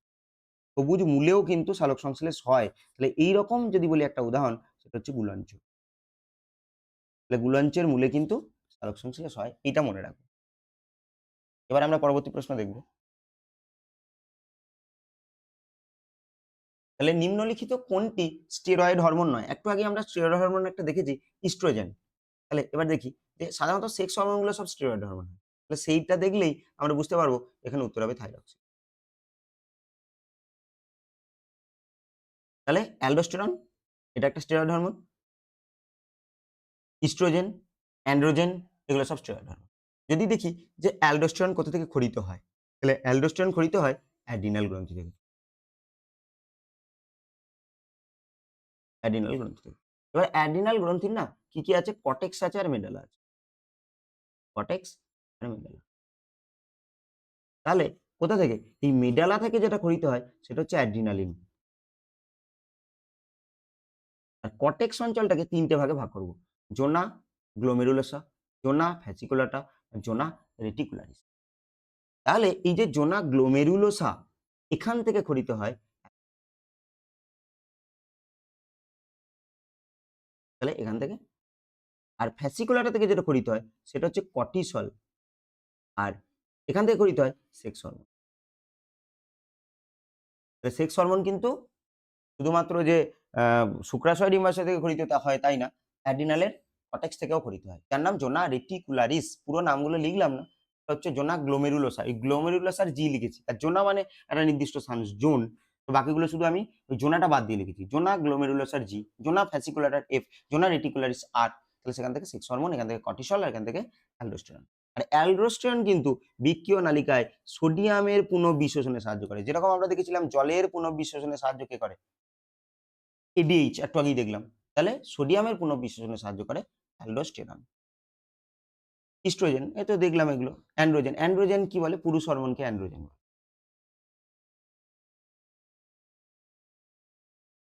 যেমন টেস্টোস্টেরন। পরের প্রশ্ন দেখব, পরিণত মানুষের দন্তসংখ্যা। তাহলে এটা আমাদের মনে রাখতে হবে যে 4 ধরনের দাঁত আছে মানুষের। তো তাই জন্য মানুষের দাঁতকে বলে হেটেরোডন্ট। তাহলে মানুষের দাঁত বিভিন্ন ধরনের, বিভিন্ন ধরনের। তার জন্য বলে হেটেরোডন্ট। একটা নির্দিষ্ট সকেটে যুক্ত থাকে, সকেটে যুক্ত। তো তাই কারণে কি বলে? থেকোডন্ট। আর কি বলে? মানুষের দাঁত 2 বার ওঠে, 2 বার ওঠে। তাই জন্য কি বলে? তাই জন্য বলে ডাইফিডন্ট। ডাইফি, ওই যে স্থায়ী দাঁত আর দুধে দাঁত। তাহলে মানুষের দাঁত বিভিন্ন ধরনের, তাই মানুষের দাঁত হেটেরোডন্ট প্রকৃতির। মানুষের দাঁত সকেটে যুক্ত থাকে, নির্দিষ্ট চোয়ালের নির্দিষ্ট সকেটে, তার জন্য বলে থেকোডন্ট। আর 2 বার ওঠে, তাই কি বলে? তাই বলে ডাইফিডন্ট। এবার এখানে কি কি আছে? ইনসাইজর আছে, ক্যানাইন আছে, প্রিমোলার আছে, আর মোলার আছে। তাহলে এখানে একটা দাগ দেবো, এভাবে লিখি যে তাহলে এটা কি হবে? 2, 1 আর 2, 3। নিচেও লিখবো 2, 1, 2, 3। আসলে এরকম কেন লেখা হয়? এইটা যদি পুরো চোয়াল হয়, এটা ঊর্ধ্ব চোয়াল আর এটা নিম্ন চোয়াল। আর এখানে অর্ধেক যদি ভাগ করে দিই, এই অর্ধেক ভাগ করে দেখানো হচ্ছে একদিক। ইনসাইজার এখানে থাকবে, এভাবে থাকবে। এইদিকে যা থাকবে মিরর ইমেজ, এইদিকেও সেগুলো থাকবে। তার মানে আমরা অর্ধেককে দেখিয়েছি। ঠিক আছে? তাহলে এই নিচের সংখ্যাটা অর্ধেক আর এটা অর্ধেক। তাহলে এগুলো যোগ করে যদি 2 দিয়ে গুণ করে দিই, তাহলে কিন্তু মোট দাঁত পেয়ে যাবো। বা একটা দিকের সাথে 4 দিয়ে গুণ করলে হবে। আমি যদি ইনসাইজার টোটাল কটা আছে বলি, তাহলে আমরা কি করব? ঊর্ধ্ব চোয়ালের দিকে অর্ধেকে 2টো আছে, আর নিম্ন চোয়ালের দিকে অর্ধেকে 2টো আছে। 4টে। 4টে এই দিকটাই হলো। এই দিকটাও 4টে হবে, 8টা। তাই এত কিছু না করে আমরা সংখ্যা গুনতে হলে এক কাজ করব, এটা তো ফার্স্ট মনে রাখবো। এটা স্থায়ী দাঁতের দন্ত সংকেত। যে দাঁত বলবে তার সাথে আমরা 4 গুণ করে দেবো, তাহলেই হয়ে যাবে। তাহলে একটা মানুষের 2টি চোয়াল মিলে মোট কতগুলো ইনসাইজার থাকে? তাহলে ইনসাইজার কত লেখা আছে? 1, তাহলে 1 × 4 = 4। কতগুলো মোলার আছে? 3 × 4 = 12। যেগুলোকে আমরা কি বলি? যে আমরা অনেকে কি বলে দিই যে কয়েসের দাঁত বলি, একদম শেষের দিকে থাকে। তো সেগুলো হচ্ছে মোলার দাঁত। মোলার দাঁতের সংখ্যা 3টে। মোলার দাঁত 1, মোলার দাঁত 2, মোলার দাঁত 3। তাহলে মোলার যে 3, M3 যেটা আছে, মোলার যে 3 নম্বর দাঁতটা, এই 3 নম্বর দাঁতটা কিন্তু নিষ্ক্রিয় অঙ্গের উদাহরণ। এগুলো তো আমাদের আছে কিন্তু কোনো কাজে লাগে না। তাহলে তৃতীয় মোলার হচ্ছে কিন্তু নিষ্ক্রিয় দাঁত। একবার লিখেই দিই, তৃতীয় মোলার।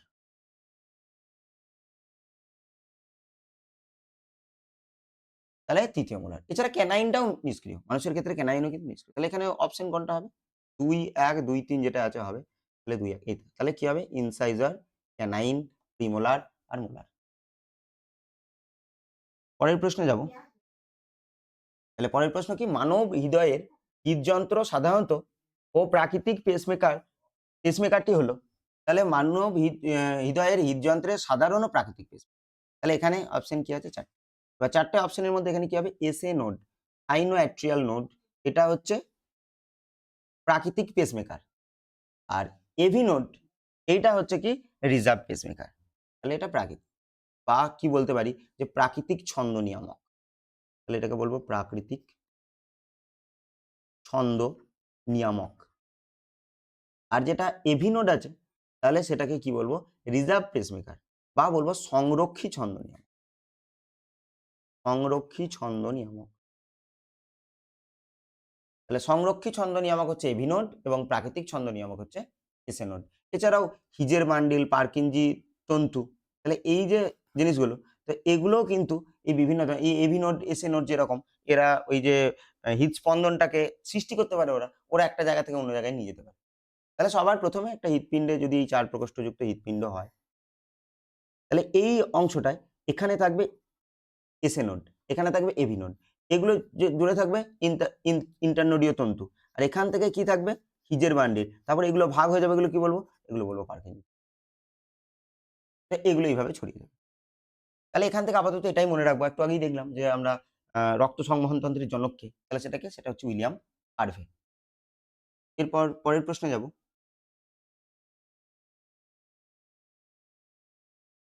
রক্তের কোন কোষগুলি অক্সিজেন পরিবহনের জন্য দায়ী?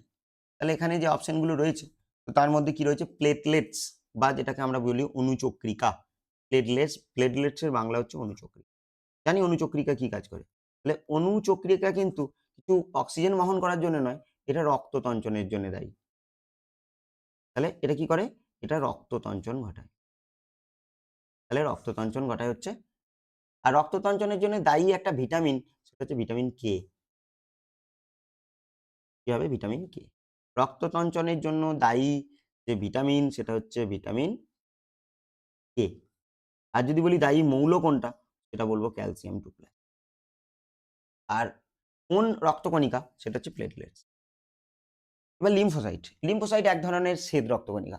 তাহলে লিম্ফোসাইট এক ধরনের কি? শ্বেত রক্তকণিকা, একটা ডব্লিউবিসি। আর লোহিত রক্তকণিকা, এই লোহিত রক্তকণিকাই হচ্ছে অক্সিজেন পরিবহনের জন্য দায়ী। যেখানে কি থাকে? যেখানে থাকে হিমোগ্লোবিন। তাহলে লোহিত রক্তকণিকায় যেটা থাকে, এর কেন্দ্রে আবার নিউক্লিয়াস থাকে। তাহলে লোহিত রক্তকণিকা, বা যেটাকে বলবো আরবিসি, বা এটাকে এরিথ্রোসাইটও বলে। এরিথ্রো, তাহলে একে বলে এরিথ্রোসাইট। এই আরবিসির কিন্তু নিউক্লিয়াস থাকে না। আরবিসির নিউক্লিয়াস থাকে না। আরবিসি কে বলে রেড ব্লাড কর্পাসেল। অনেকে রেড ব্লাড সেল বলে, কিন্তু একে প্রকৃতপক্ষে সেল বলা যায় না। শুধু নিউক্লিয়াস কেন, অন্য কোনো কোষ অঙ্গাণুও থাকে না। বেশ, তাহলে আরবিসি। আর এখানে থাকে তাহলে মেনলি কি? তাহলে এখানে থাকে হচ্ছে হিমোগ্লোবিন।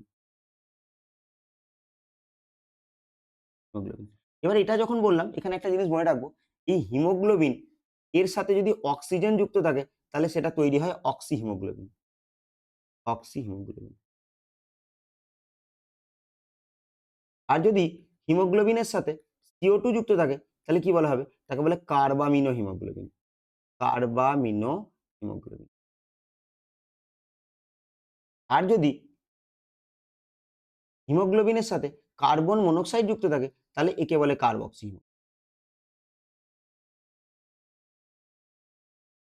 এখানে ভালো করে খেয়াল করার কথা যে কার্বক্সি হিমোগ্লোবিন মানে কিন্তু হিমোগ্লোবিনের সাথে কার্বন ডাই অক্সাইড নয়, কার্বন মনোক্সাইডের সাথে হিমোগ্লোবিন যুক্ত থাকলে তাকে বলবো কার্বক্সি হিমোগ্লোবিন। অক্সিজেনের সাথে যুক্ত থাকলে অক্সি হিমোগ্লোবিন, এবং কার্বন ডাই অক্সাইডে যুক্ত থাকলে তখন কার্বামিনো হিমোগ্লোবিন। তাহলে কার্বক্সি হিমোগ্লোবিন কখন বলবো? কার্বন মনোক্সাইডের সাথে যুক্ত। শ্বেত রক্তকণিকা, এটা তো ডব্লিউবিসি। বিভিন্ন ধরনের ডব্লিউবিসি আছে, এখানে আর জায়গা নেই ডব্লিউবিসি সম্পর্কে, পরে পড়বো, এর কারণ এর নিচের অংশটা অন্য প্রশ্নের জন্য থাকবে। তো শ্বেত রক্তকণিকা ডব্লিউবিসি এর প্রকারগুলো আমরা এর পরে কোনো একটা জায়গায় পড়ে নেব। শ্বেত রক্তকণিকার কাজ হচ্ছে কি? আমাদের প্রতিরক্ষায় অংশ নেওয়া। এবার আমরা পরের প্রশ্ন দেখব। শ্বাসযন্ত্রের কোন অংশকে স্বরযন্ত্র বলে? স্বরযন্ত্র বলে মানে যার জন্য আমরা কথা বলতে পারি, যেটাকে বলি ল্যারিংস। ইংরেজিতে যেটাকে কি বলবো? সেটাকে বলবো ল্যারিংস।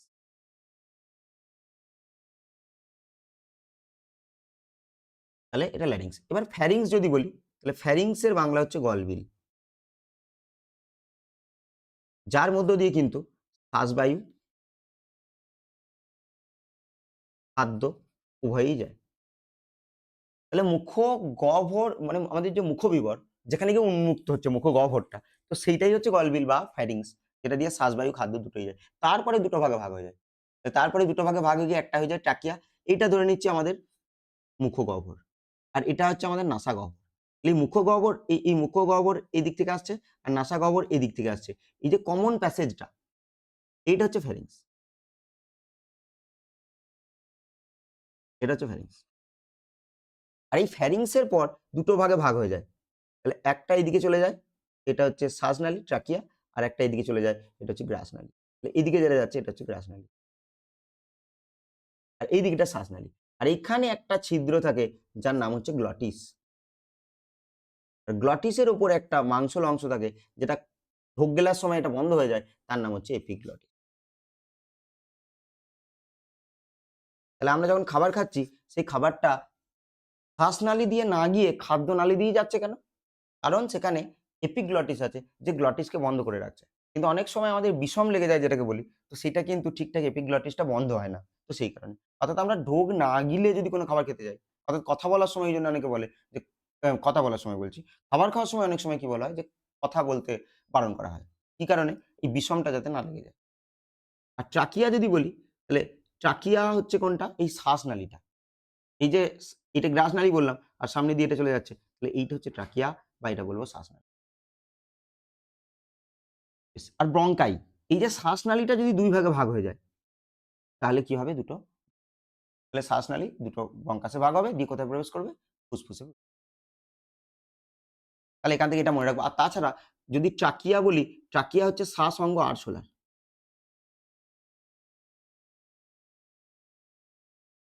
আরশোলার শ্বাস অঙ্গ হচ্ছে, এটা মনে রাখতে পারি। এবার আমরা পরের প্রশ্ন দেখব। নিম্নলিখিত কোনটি জলবাহিত অসুখ নয়? তাহলে এখানে দেখছি কি? যে ডায়রিয়া। হ্যাঁ, ডায়রিয়া অবশ্যই একটা জলবাহিত। টাইফয়েড জলবাহিত। কিন্তু যদি বলি যে আমাশয়, এটাও জলবাহিত। কিন্তু ডায়াবেটিস এটা জলবাহিত নয়। ডায়াবেটিস ২ প্রকার। তাহলে ডায়াবেটিস হবে ২ প্রকার। তাহলে ডায়াবেটিস ২ প্রকার। তাহলে একটা হচ্ছে কি ডায়াবেটিস ইনসিপিডাস, ইনসিপিডাস, ইনসিপিডাস। আরেকটা হবে ডায়াবেটিস মেলিটাস। বাংলা টার্মগুলো লিখছি না। ডায়াবেটিস মেলিটাস মানে হচ্ছে মধুমেহ। আর ডায়াবেটিস ইনসিপিডাস মানে হচ্ছে বহুমূত্র। সাধারণত অনেকে বলে যে ডায়াবেটিস আছে। তো সেটা ডায়াবেটিস মেলিটাসের কথা বলতে চায়। অর্থাৎ কি হবে? যে রক্তে গ্লুকোজের পরিমাণ বেশি। তাহলে মেলিটাসে কি হয়? রক্তে গ্লুকোজের পরিমাণ বেশি থাকে। আমি এখানে গ্লুকোজ লিখে উপর দিকে তীরচিহ্ন দিলাম। অর্থাৎ গ্লুকোজ বেশি বোঝাচ্ছি। কোথায়? রক্তে। আর ইনসিপিডাস এর ক্ষেত্রে কি হবে? যে বারবার মূত্রত্যাগ হবে। হ্যাঁ, এই মেলিটাসের ক্ষেত্রেও বারবার মূত্রত্যাগ হয় কিন্তু গ্লুকোজ যুক্ত। আর এখানে ইউরিয়া কম থাকবে। তাহলে ইউরিয়ার পরিমাণ কম থাকবে কিন্তু বারবার মূত্রত্যাগ হবে। তো সেইটাকে আমরা কি বলবো? Diabetes insipidus. এবার ডায়াবেটিস ইনসিপিটাস কার কম ক্ষরণে হয়? এডিএইচ এর কম ক্ষরণে হয়। আর ডায়াবেটিস মেলিটাস কার কম ক্ষরণে হয়? ইনসুলিনের। ইনসুলিন কোথা থেকে ক্ষরিত হয়? একটু আগেই আমরা আলোচনা করেছি অগ্নাশয়। অগ্নাশয়ের কোন কোষ থেকে? আইলেটস অব ল্যাঙ্গারহ্যান্স এর বিটা কোষ থেকে। আর এই ইনসুলিনের বিপরীত কাজ করে গ্লুকাগন, যে কিন্তু রক্তে গ্লুকোজের মাত্রা বাড়াতে সাহায্য করে। অর্থাৎ যার জন্যই কিন্তু ডায়াবেটিস মেলিটাস। তাহলে আমাশয়, টাইফয়েড, ডায়রিয়া এগুলো কিন্তু সব কি? জলবাহিত রোগ। আমাশয় কিন্তু আ অ্যামিবার কারণেও হতে পারে। যেটাকে অ্যামিবাইসিস বলে বা অ্যান্টাবিমা হিস্টোলাইটিকার কারণেও কিন্তু হতে পারে। সালমোনেলা টাইফির কারণে কি হতে পারে? টাইফয়েড হতে পারে। এবার আমরা পরের প্রশ্নে যাব। নিম্নলিখিত যে অঙ্গটি রেচনতন্ত্রের অংশ নয়। এই যে অপশনগুলো রয়েছে এর মধ্যে বলতে চাইছি রেচনতন্ত্রের অংশ নয় কোনটা? তাহলে মূত্রনালী অবশ্যই অংশ, জরায়ু, জরায়ুটা নয়। তাহলে জরায়ুটা কি? স্ত্রী জননতন্ত্রের অংশ। একটু আগে দেখলাম এটাকে ইংরেজিতে বলে ইউটেরাস, ইউটেরাস। তাহলে এটা স্ত্রী জননতন্ত্রের অংশ। এখানে কি হয়? এখানে কিন্তু রোপিত থাকে। কে রোপিত থাকে? ভ্রূণ। ভ্রূণ কোন দশায় রোপিত হয়? আজকে আলোচনা করেছি। ব্লাস্টোসিস্ট দশায় কিন্তু ভ্রূণ রোপিত হয়। মূত্রনালী তো এটা অংশ। কোনটা নয় বলেছিলে? হ্যাঁ, এটা হবে গোবিন, মূত্রথলি। এগুলো সম্পর্কে থাক, আপাতত এখান থেকে এটাই। তাহলে এগুলো কি? এগুলো রেচনতন্ত্রের অংশ। তাহলে আমাদের প্রধান রেচন অঙ্গ যেটা বলছি, তাহলে মানুষের প্রধান রেচন অঙ্গ। আশা করি সবাই জানো যে মানুষের প্রধান রেচন অঙ্গ। তাহলে মানুষের প্রধান রেচন অঙ্গ কিন্তু বৃক্ক। আর যদি সহকারী রেচন অঙ্গ বলে? সহকারী রেচন অঙ্গ। তাহলে কিন্তু কি হবে? যে আমাদের ঘর্মগ্রন্থি হবে, আমাদের ফুসফুস হতে পারে। কর্মগ্রন্থি যেটাকে আমরা ত্বক বলছি। এছাড়া যকৃৎ হতে পারে। এগুলো কিন্তু সব সহায়ক। পরের প্রশ্নে যাব। স্তন্যপায়ী প্রাণীর নিষেক প্রক্রিয়া সম্পন্ন হয় কোথায়? নিষেক প্রক্রিয়া আমরা একটু আগেই দেখলাম যে ফ্যালোপিয়ান টিউবের অ্যাম্পুলাতে। আজকেই আলোচনা করেছি। তাহলে স্ত্রী জননতন্ত্রে যে অ্যাম্পুলাটা রয়েছে কোথায়? ফ্যালোপিয়ান টিউবে। এখানে যদি একবার এঁকেই দিই এখানে। এইটা হচ্ছে জরায়ু বা ইউটেরাস। এখান থেকে একটা নালি গেছে। নালিটা গিয়ে একটা জায়গায় স্ফীত হয়ে গেছে। তারপরে এখানে আঙুলের ন্যায় অনেকগুলো অংশ আছে। এটার ক্ষেত্রেও তাই হবে, এরকমভাবে থাকবে। একটা জায়গায় স্ফীত হয়ে গেছে, তারপরে এরকম আঙুলের ন্যায় অংশগুলো। এদিকটা একটু ঠিক করে দিই। এরকম। আর এখান থেকে গিয়ে এগিয়ে থাকবে। এখান থেকে একটা ডিম্বাশয় থাকবে, এখান থেকে এইটা হচ্ছে ফ্যালোপিয়ান টিউব। আর এইটা হচ্ছে অ্যাম্পুলা। আর এইটা হচ্ছে ইউটেরাস, জরায়ু। তাহলে স্তন্যপায়ী প্রাণীর নিষেক কোথায় সম্পন্ন হবে? অপশনগুলো দেখি আগে। তাহলে কি হবে? ফ্যালোপিয়ান নালীতে। তাহলে কি হবে? উত্তর হবে ফ্যালোপিয়ান নালী। তাহলে ফ্যালোপিয়ান নালীর আবার কোথায়? ফ্যালোপিয়ান নালীর অ্যাম্পুলাতে। ওই স্ফীত যে স্থানটা, তার নাম হচ্ছে অ্যাম্পুলা। আর ডিম্বাশয়ে তো ডিম্বাণু উৎপন্ন হবে। তাহলে এখানে ডিম্বাণু উৎপন্ন হবে। ডিম্বাণু উৎপন্ন। আর জরায়ুতে কি হয়? জরায়ুতে রোপণ হয়। তাহলে এবার পরের প্রশ্নে যাব। কোন ধরনের রক্তনালীতে রক্তের উল্টো প্রবাহ ঠেকাতে ভাল্ব থাকে? তাহলে ভাল্ব মানে হচ্ছে কপাটিকা। সেখানে এই যে ৪ টে অপশন রয়েছে। তাহলে ভাল্ব উল্টো প্রবাহ মানে উল্টো দিকে চলে যায় যাতে। তাহলে সেখানে ভাল্ব, ভাল্ব মানে কি বললাম? ভাল্ব মানে কপাটিকা। কপাটিকা তো হৃৎপিণ্ডে থাকেই। হৃৎপিণ্ডে ৪ টে কপাটিকা থাকে। বেশ। তাহলে রক্তনালীতে বলেছে। তাহলে ধমনীতে কখনো ভাল্ব থাকলে হবে না। কারণ ধমনী দিয়ে রক্ত স্পিডে যায়। কিন্তু শিরা দিয়ে রক্ত অত স্পিডে যায় না। তাই ওখানে ব্যাকফ্লো হতে পারে। তার জন্য শিরাতে থাকবে হচ্ছে ভাল্ব বা কপাটিকা। গুরুত্বপূর্ণ প্রশ্ন কিন্তু। বেশ। তাহলে ধমনী থাকে না। এখান থেকে আর কিছু আলোচনা করছি না। ধমনী এই সম্পর্কে আজকে একটা প্রশ্নে কিন্তু আমরা আলোচনা করেছি। এখান থেকে আপাতত এটাই মনে রাখবো। তবে আরেকটা জিনিস মনে রাখতে পারি যে ধমনী, যদিও জানি সবাই এটা, এই ধমনী কিন্তু কি করে? বিশুদ্ধ রক্ত বহন করে। তাহলে ধমনী যেটা আছে, বিশুদ্ধ রক্ত বা বেশি O2 যুক্ত রক্ত। আমি এখানে বিশুদ্ধই লিখলাম। বিশুদ্ধ। তাহলে বিশুদ্ধ রক্ত যেটা O2 যুক্ত রক্ত মানে বেশি O2 আছে। মানে O2 এখানে বেশি আছে। তাহলে সেটা বহন করে। কিন্তু এর একটা ব্যতিক্রম আছে। ব্যতিক্রমটা কি? ফুসফুসীয় ধমনী। তাহলে ফুসফুসীয় ধমনী কি করে? দূষিত রক্ত বহন করে, অর্থাৎ CO2 যুক্ত রক্ত। ঠিক সেরকম শিরা কি করে? শিরা হচ্ছে দূষিত রক্ত বহন করে, অর্থাৎ CO2 যুক্ত রক্ত। কিন্তু এরও একটা ব্যতিক্রম কি আছে? সেটা হচ্ছে ফুসফুস। আর লিখলাম না। আশা করি সবাই জানো, একটু মনে রাখবে। এবার আমরা পরের প্রশ্ন দেখব। চোখের কোন অংশ প্রবেশ করা আলোর পরিমাণ নিয়ন্ত্রণ? তাহলে আলো কতটা প্রবেশ করবে সেটা কে নিয়ন্ত্রণ করে? তাহলে সেটা নিয়ন্ত্রণ করবে অবশ্যই আইরিস। এই আইরিসের যে কালার, এর জন্যই কিন্তু চোখের কালার হয়। তাহলে চোখের কালারটা কিন্তু আইরিসের কারণেই হয়। এই আইরিসটাকেই আমরা দেখতে পাই। চোখের বর্ণ এটা কিন্তু আইরিসেরই কালার। আর কর্নিয়া যদি বলি, এটা স্বচ্ছ, ট্রান্সপারেন্ট। ঠিক কর্নিয়ার নিচে আইরিস থাকে বলে চোখের বর্ণটা আমরা দেখতে পারি। এটা কিন্তু আলো প্রবেশকে নিয়ন্ত্রণ করে। আর আইরিসের যে ফাঁকা স্থানটা, এটা যদি একটা আইরিস হয়, এটা এই পেশিটা হচ্ছে আইরিস। তাহলে এখানে রঞ্জক থাকে, তার জন্য কালার হয়। এর মধ্যে যে ফাঁকা স্থানটা আছে, তাহলে এইটাকে কি বলবো? তাহলে এইটা হচ্ছে তারারন্ধ্র। এটা দিয়েই কিন্তু আলো যায়। এবারে এই তারারন্ধ্রটা ছোট হবে না বড় হবে? এটা আইরিস নিয়ন্ত্রণ। আমরা যখন চোখের ছবি ক্লাস 10 এ আমরা এঁকেছি, তখন কিন্তু আমরা দেখব আইরিসকে এইভাবে দেখানো হয় না। এখানে লেন্স থাকে। লেন্স, এখানে কিছু সাসপেনসরি লিগামেন্ট থাকে। লিগামেন্ট থাকে।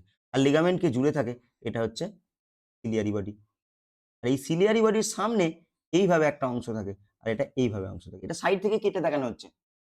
এইটাকেই, এই যে দুটো অংশ, এই দুটো হচ্ছে আইরিস। আর মাঝখানে এটা কি? এটা হচ্ছে তারারন্ধ্র। এই আইরিসটাকে, অর্থাৎ এইদিকে কেটে দিলেই তো আমরা ওটাকে দেখতে পাবো। এই সাইডটা। এখানে একটা, আর এখানে। ওই জিনিসটা হচ্ছে এটা, আর মাঝখানে এই ফাঁকা স্থানটা। বেশ। তাহলে এখানে রেটিনা, রেটিনায় কিন্তু প্রতিবিম্ব গঠন হয়। এটা একদম ভিতরের স্তর। তাহলে প্রতিবিম্ব। তাহলে প্রতিবিম্ব গঠন কোথায় হয়? প্রতিবিম্ব গঠন রেটিনা। আর লেন্স কি করে? লেন্স আলোর প্রতিসরণ ঘটায়। আর রেটিনার নির্দিষ্ট বিন্দুতে ফোকাস সৃষ্টি। তাহলে চোখের ৩ টে স্তর আছে। ৩ টে আবরক আছে। তাহলে আবরক, চোখের আবরক আছে ৩ টে। এটা একটু এখানে পড়ে নিই। আবরক ৩ টে। একটা হচ্ছে বহি আবরক, একটা মধ্য আবরক, আর একটা অন্ত আবরক। বহি আবরকে কি আছে? দুটো অংশ আছে। একটা হচ্ছে স্ক্লেরা। স্ক্লেরা। যেটা একদম সাদা রঙের, আমাদের চোখের বেশিরভাগ অংশটা। আর কর্নিয়া, ওই যে সামনের অংশটা একটু উঠে আছে, যেটাকে আমরা কালো দেখি। আসলে কালো নয়, তার পিছনে আইরিস আছে বলে আমরা দেখতে পাই। তাহলে বহিরাবরকের ২ টো অংশ, একটা হচ্ছে স্ক্লেরা, একটা হচ্ছে কর্নিয়া। স্ক্লেরাটাই বেশি, ৫/৬ অংশ, আর কর্নিয়াটা ১/৬ অংশ। মধ্য আবরকে আমরা যেটা দেখতে পাবো, এই যে এখনই দেখলাম এটা সিলিয়ারি বডি। তাহলে সিলিয়ারি বডি, এখানে লেখা সিলিয়ারি বডি। এছাড়া কি হবে? Iris, iris. আরেকটা আছে কৃষ্ণমণ্ডল। কৃষ্ণমণ্ডল বা যেটাকে কি বলে? কোরয়েড। তাহলে এই ৩ টে নিয়ে মধ্য আবরক। আর অন্ত আবরকে কি থাকবে? এখানে থাকবে শুধু রেটিনা। আর আমরা জানি রেটিনাতে একটা অন্ধবিন্দু আছে, একটা পীতবিন্দু আছে। যেখানে সবথেকে বেশি আলোক সুবিধি কোষ আছে, যেখানে সবথেকে ভালো প্রতিবিম্ব গঠন হয়, তো সেটা কি? সেটা হচ্ছে পীতবিন্দু। আর যেখানে প্রতিবিম্ব গঠনই হয় না, কোনো আলোক সুবিধি কোষ নেই, তো সেটাকে বলে অন্ধবিন্দু। এই অন্ধবিন্দুটা কি হয়? যে এটা কিন্তু অপটিক স্নায়ুগুলোর মিলনস্থল। এবার আমরা পরের প্রশ্ন দেখব। বিসিজি টিকা যে অসুখের বিরুদ্ধে অনাক্রমতা দেয়। তাহলে বিসিজি টিকা কোন অসুখের বিরুদ্ধে অনাক্রমতা দেবে? তাহলে এটা আমরা জানি ব্যাসিলাস ক্যালমেট গুয়েরিন, বিসিজির পুরো কথা। তাহলে সেটা হচ্ছে যক্ষ্মা। তাহলে এখানে মামস আছে, জলাতঙ্ক, এইডস। এইডস কিন্তু একটা নিরাময় হয় না এই রোগটা। এটা এইচআইভি ভাইরাসের জন্য হয়। এইচআইভি ভাইরাসের জন্য এইডস হয়। জলাতঙ্ক তো কুকুরে কামড়ালে হয়, রেবিস ভাইরাসের জন্য, যেটাকে হাইড্রোফোবিয়া বলে। আর এছাড়াও এই যক্ষ্মার ক্ষেত্রে যে এর যে চিকিৎসা, এই চিকিৎসাকে বলে ডটস। ডটস। তাহলে direct observe treatment short courses. এই এসটা শর্ট কোর্সেস এর জন্য, আর ডিরেক্ট অবজার্ভ ট্রিটমেন্ট। তাহলে এটা কিন্তু ডটস এর পুরো কথা, এটা চিকিৎসাটাকে বলে। পরের প্রশ্ন দেখব, পাখির দ্বারা পরাগ সংযোগ পদ্ধতিকে কি বলে? তাহলে এখানে এই ৪ টা অপশন। তাহলে এর মধ্যে পাখির দ্বারা পরাগযোগ, তাহলে কি হবে? অর্নিথোফিলি। আমরা জানি যে অর্নিথোলজি মানে হচ্ছে পক্ষী নিয়ে পড়াশোনা। আর অর্নিথোফিলি তাহলে পাখি দ্বারা পরাগযোগ। এন্টোমোফিলি, তাহলে এটা কি হবে? এটা পতঙ্গ দ্বারা পরাগযোগ। অ্যানিমোফিলি, এটা বায়ু দ্বারা পরাগযোগ। আর এলিফোফিলি, এটা এলিফ্যান্ট দ্বারা, হাতি দ্বারা পরাগযোগ। তাহলে এটাকে বলা হবে এন্টোমোফিলি। যেমন রাফলেসিয়া উদ্ভিদ প্রচুর বড়, তাহলে সেটা কিন্তু এলিফোফিলি। এছাড়া অনেক আছে, কাইরেপ্টোফিলি, সাইকোফিলি, মিরমেকোফিলি। মিরমেকোফিলি মানে হচ্ছে পিঁপড়ে দ্বারা, সাইকোফিলি মানে হচ্ছে প্রজাপতি দ্বারা, মেলাকোফিলি মানে শামুক দ্বারা, আর কাইরেপ্টেরোফিলি মানে বাদুড় দ্বারা। তো এগুলো আস্তে, আস্তে আমরা একটু, একটু করে মনে রাখবো। তো আপাতত এখানে এই ৪ টে মনে রাখবো। পরের প্রশ্ন দেখব।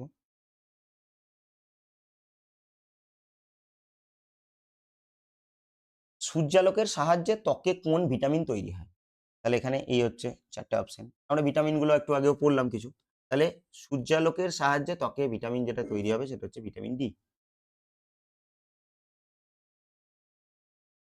ভিটামিন এর অভাবে রাতকানা এটা পড়েছি। ভিটামিন বি এর অনেক ভাগ আছে। তাহলে ভিটামিন বি এর ভাগগুলো শুধু আজকে জানি যে ভিটামিন বি1 আছে, ভিটামিন বি2 আছে, ভিটামিন বি3 আছে, ভিটামিন বি5, ভিটামিন বি6, ভিটামিন বি7, বি9 আর ভিটামিন বি12। এদের রাসায়নিক নামগুলো মনে রাখা দরকার। ভিটামিন বি1 হচ্ছে থায়ামিন, থায়ামিন। এটা রাইবোফ্লাভিন, রাইবোফ্লাভিন। ভিটামিন বি3 হচ্ছে নিয়াসিন। ভিটামিন বি5 হচ্ছে pantothenic acid, pantothenic acid. Vitamin বি6 হচ্ছে পাইরিডক্সিন, পাইরিডক্সিন। ভিটামিন বি7 হচ্ছে বায়োটিন। ভিটামিন বি9 হচ্ছে ফলিক অ্যাসিড। আর ভিটামিন বি12 হচ্ছে সায়ানোকোবালামিন, সায়ানোকোবালামিন। এখানে কিন্তু সব আমাদের কিন্তু রাসায়নিক নেমগুলো কিন্তু মনে রাখতে হবে একটা, একটা। তো এগুলো একটা, একটা করে মনে রাখবে। এবার এখানে একটা কাজ বলি, এই নিয়াসিন এর কিন্তু প্লেগরাকে প্রিভেন্ট করে। ওইজন্য এটাকে পিপি ফ্যাক্টর বলে। তাহলে এইটা মনে রাখা যেতে পারে। তাহলে পিপি ফ্যাক্টর কাকে বলে? ভিটামিন বি3 কে বা নিয়াসিন। আর ভিটামিন বি কিন্তু জলে দ্রবীভূত। এই যে ভিটামিন বি আর ভিটামিন সি বললাম, এগুলো কিন্তু হাইপার ভিটামিনোসিস হয় না। কারণ এটা কি? জলে দ্রবীভূত ভিটামিন। আর এ, ডি, ই কে কিন্তু স্নেহ পদার্থে দ্রবীভূত ভিটামিন। পরের প্রশ্ন দেখব। তাহলে আজকে ভিটামিন থেকে যা পড়লাম অনেকটাই আজকে কভার হয়ে গেছে। আরো কোনো প্রশ্ন থাকলে আরো কিছু, কিছু আমরা কভার করে নেব। এই যে অভাবজনিত রোগগুলো। থায়ামিনটা পড়ে নিই। থায়ামিন যেমন বেরি, বেরি।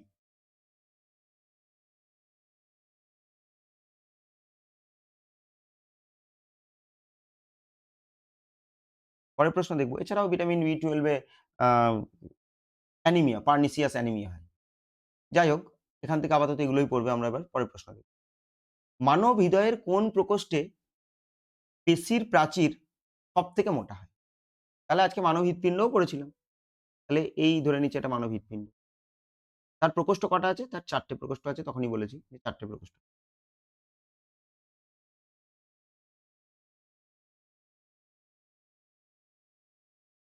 এটা দিয়ে দেখি। তাহলে কটা প্রকোষ্ঠ আছে? ৪ টে প্রকোষ্ঠ।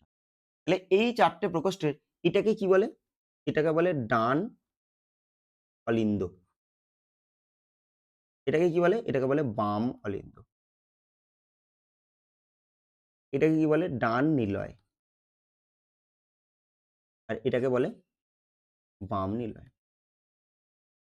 নিলয় বা ইংরেজিতে বলব ভেন্ট্রিকল আর অলিন্দ বা অ্যাট্রিয়াম। এইবার একটা জিনিস খেয়াল করি যে সমগ্র দেহ থেকে রক্ত কোথায় আসে? দূষিত রক্তগুলো কোথায় আসে? তাহলে সেটা শিরার মাধ্যমে ঊর্ধ্ব মহাশিরা, নিম্ন মহাশিরা এর মাধ্যমে আসে এই প্রকোষ্ঠ। আর এখান থেকে সমগ্র দেহে রক্তগুলো যায় কার মাধ্যমে? এটা থেকে, বাম নিলয় থেকে। তাহলে এটা খেয়াল রাখি যে আসলে এই প্রকোষ্ঠটার কাজ কি? তাহলে এখানে যদি বলি এখানে একটা কপাটিক আছে। এখানে একটা কপাটিক আছে। এই দুটো কপাটিক আছে। আরো কপাটিক আছে আমরা আপাতত এই দুটোকে বলছি। তাহলে এখানে দুটো কপাটিক এটাকে এক কাজ করি, এটাকে ফিল করে দিই। এখানে একটা কপাটিক। তাহলে এই একটা কপাটিক। আর এখানে এই একটা কপাটিক। তাহলে এই যে ডান অলিন্দ নিলয় সংযোগস্থলে যে কপাটিকাটা আছে না? এই যে কপাটিকাটা, এর নাম কি? এর নাম হচ্ছে ত্রিপত্র কপাটিকা। ত্রিপত্র। আমি শুধু ত্রিপত্র লিখে রাখলাম। ত্রিপত্র কপাটিকা। তো এই যে কপাটিকাটা আছে, বাম অলিন্দ বাম নিলয় সংযোগস্থলে, তাহলে একে বলে দ্বিপত্র কপাটিকা। একটা বাইকাসপিড, একটা ট্রাইকাসপিড। তাহলে এইবার এই দুটো প্রকোষ্ঠে অর্থাৎ রাইট অ্যাট্রিয়াম তার কি কাজ? রক্তকে শুধু এখান থেকে এইটুকু নিয়ে যাওয়া। এর কি কাজ? রক্তকে শুধু এখান থেকে নিয়ে যাওয়া। তাহলে এই পেশিটা যদি খুব মোটাও না হয় চলে যাবে। কারণ ওর কাজ হচ্ছে এখান থেকে শুধু এইখানে নিয়ে যাওয়া। আর এর কাজ কি? এখান থেকে রক্ত কোথায় নিয়ে যাওয়া? এখান থেকে রক্ত এখানে নিয়ে যাওয়া। তাহলে এটাও ছোট হলে চলে যাবে। আর এর কি কাজ? এখান থেকে রক্ত কোথায় যায়? ফুসফুসে। এখান থেকে রক্ত ফুসফুসে। এটা এদের থেকে তো বেশি। এদের থেকে বেশি মোটা হতে হবে। তাহলে এটা এদের তুলনায় বেশি মোটা হবে। কিন্তু এ যেটা রয়েছে এখান থেকে রক্তকে সমগ্র দেহে নিয়ে যাবে। তাহলে এইটা সবথেকে বেশি পুরু হতে হবে। যেটা সবথেকে বেশি পুরু হবে সেটা বেশি চাপ দিতে পারবে তাই রক্ত বেশি। এটা সবথেকে পুরু হচ্ছে বাম দিকে। এটা সবথেকে।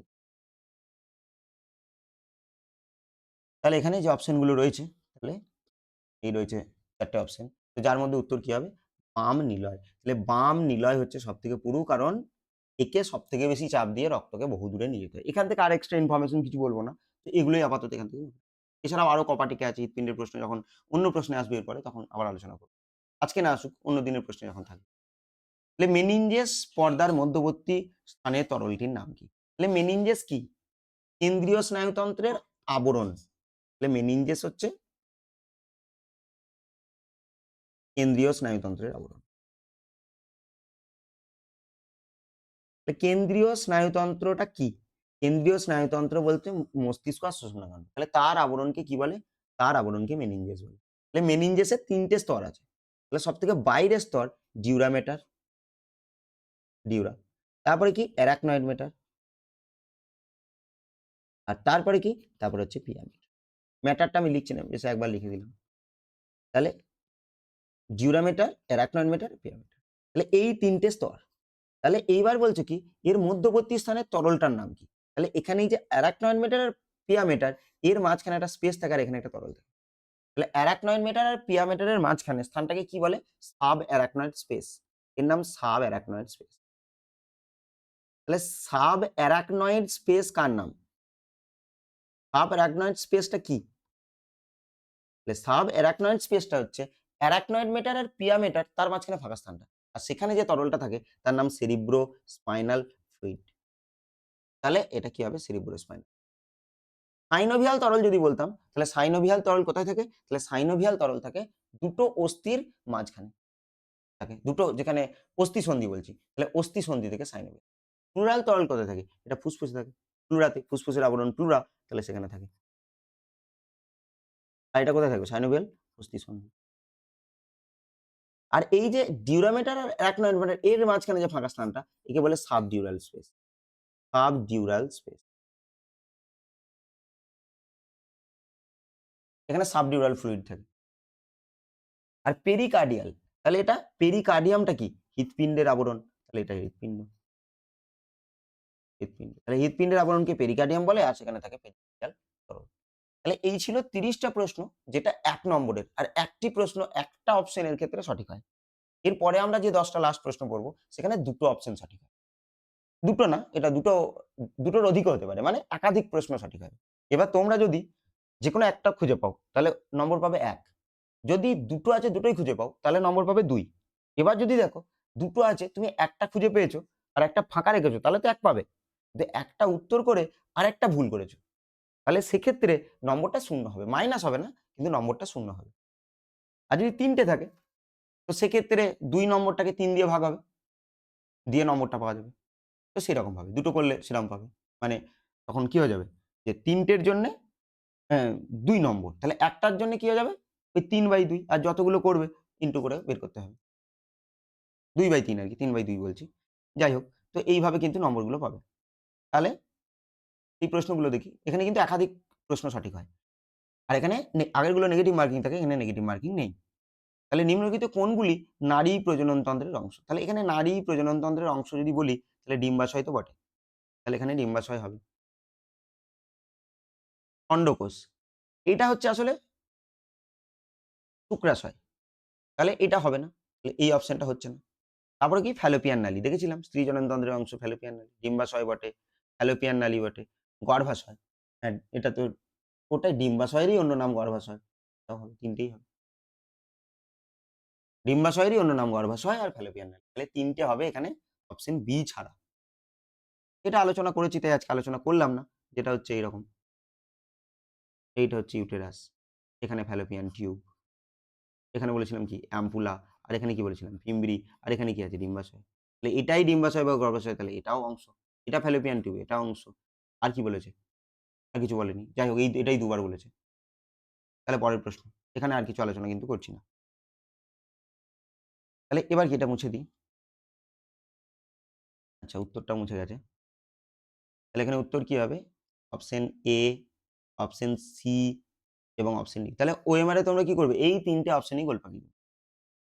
তাহলে এবার কি দেখতে পাচ্ছি? মিয়োসিস সম্পর্কে কোনটা? মিয়োসিস একটা কোষ বিভাজন যেটা কি বলে? হ্রাস বিভাজন। আমরা আজকেই দেখলাম মাইটোসিস সমবিভাজন। তো মিয়োসিস কি? মিয়োসিস হচ্ছে হ্রাস বিভাজন।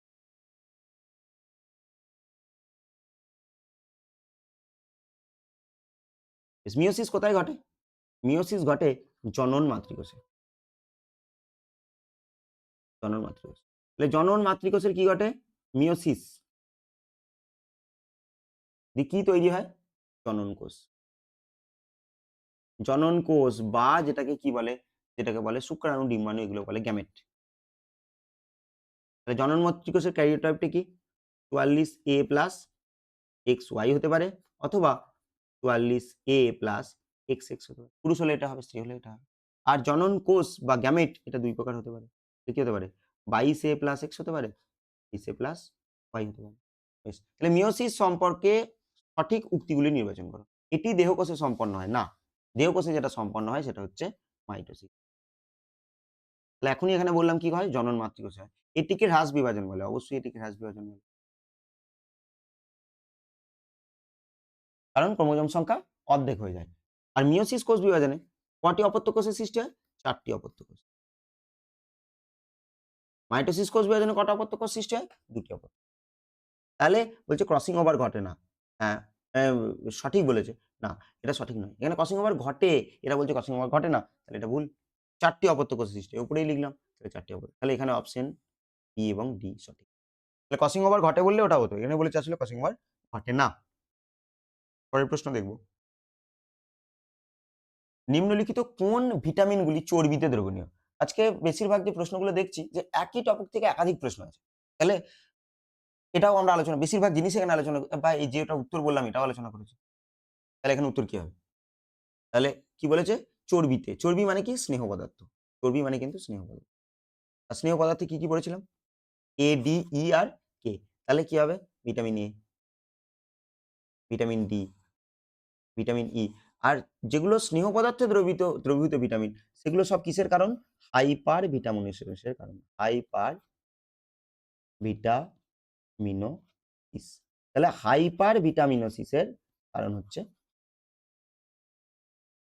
ADEK, কারণ এগুলো স্নেহ পদার্থে দ্রবীভূত হয়। জলের মাধ্যমে কিন্তু দেহের বাইরে আমাদের মূত্রের মাধ্যমে বেরিয়ে যায় না।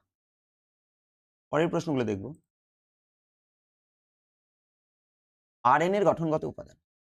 তাহলে এখানে RNA এর গঠনগত উপাদান যদি বলি, RNA একটা কি? Nucleic acid. তাহলে আমরা জানি নিউক্লিক অ্যাসিড। জানি ভিডিওগুলো বড় হচ্ছে সাধারণত, কিন্তু একটু ধৈর্য ধরে দেখবে। যদি সব প্রিভিয়াস ইয়ার গুলো করা হয়, আমার মনে হয় জীবনবিজ্ঞান, ভৌতবিজ্ঞানের অনেকটাই কিন্তু হয়ে যাবে রিভিশন। নিউক্লিক অ্যাসিড কি হয়? RNA, আর কি হয়? আর হচ্ছে DNA। ফুল ফর্ম জানি, এখানে আর লিখছি না, আশা করি সবাই জানি। রাইবো নিউক্লিক অ্যাসিড আর ডিঅক্সি রাইবো নিউক্লিক অ্যাসিড। প্রত্যেকটাতেই যে উপাদান থাকে, নিউক্লিক অ্যাসিডের যে জিনিসটা থাকে দুটোর ক্ষেত্রে, নিউক্লিক অ্যাসিডের যদি আমরা বলি একক, তাহলে সেটা কি হবে? সেটা হচ্ছে নিউক্লিওটাইড। তাহলে কি হবে? নিউক্লিওটাইড। আর নিউক্লিওটাইড কি নিয়ে দিয়ে তৈরি হয়? তাহলে নিউক্লিওটাইড যেটা নিয়ে তৈরি হয়, তাহলে একটা হচ্ছে N2 বেস, N2 বেস। আর কি? আর হচ্ছে ফসফরিক অ্যাসিড। আমি এখানে H3PO4 লিখলাম, ফসফরিক অ্যাসিড। আর কি? আর হচ্ছে রাইবোজ সুগার।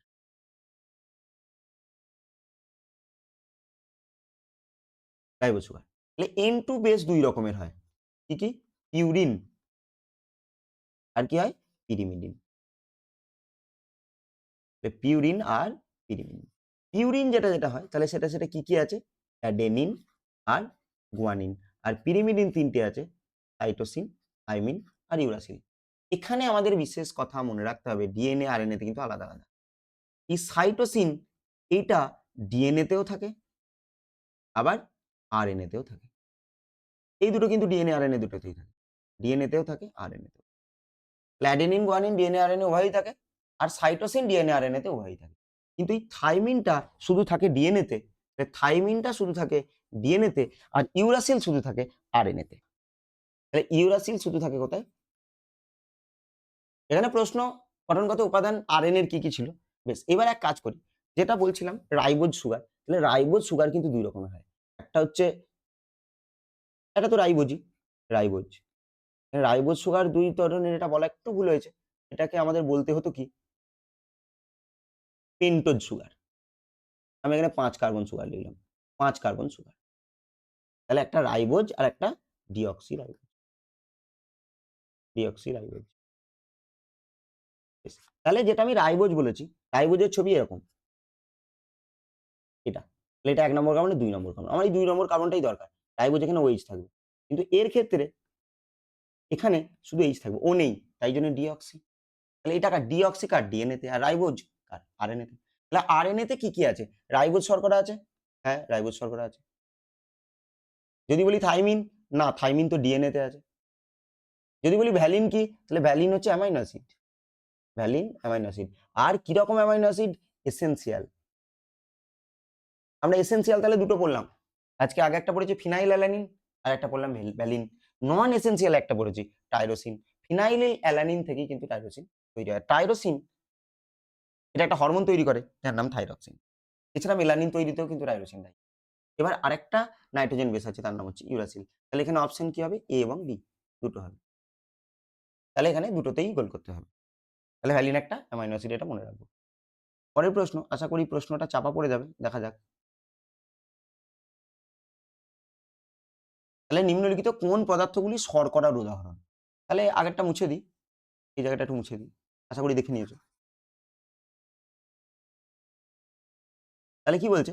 যে নিম্নলিখিত কোন পদার্থগুলি শর্করার উদাহরণ? যেমন রাইবোজ কিন্তু একটা শর্করা। তাহলে এখানে শর্করা কি হবে? গ্লুকোজ। গ্লুকোজ একটা শর্করা, এটা উদ্ভিদ তৈরি করতে পারে, জানি।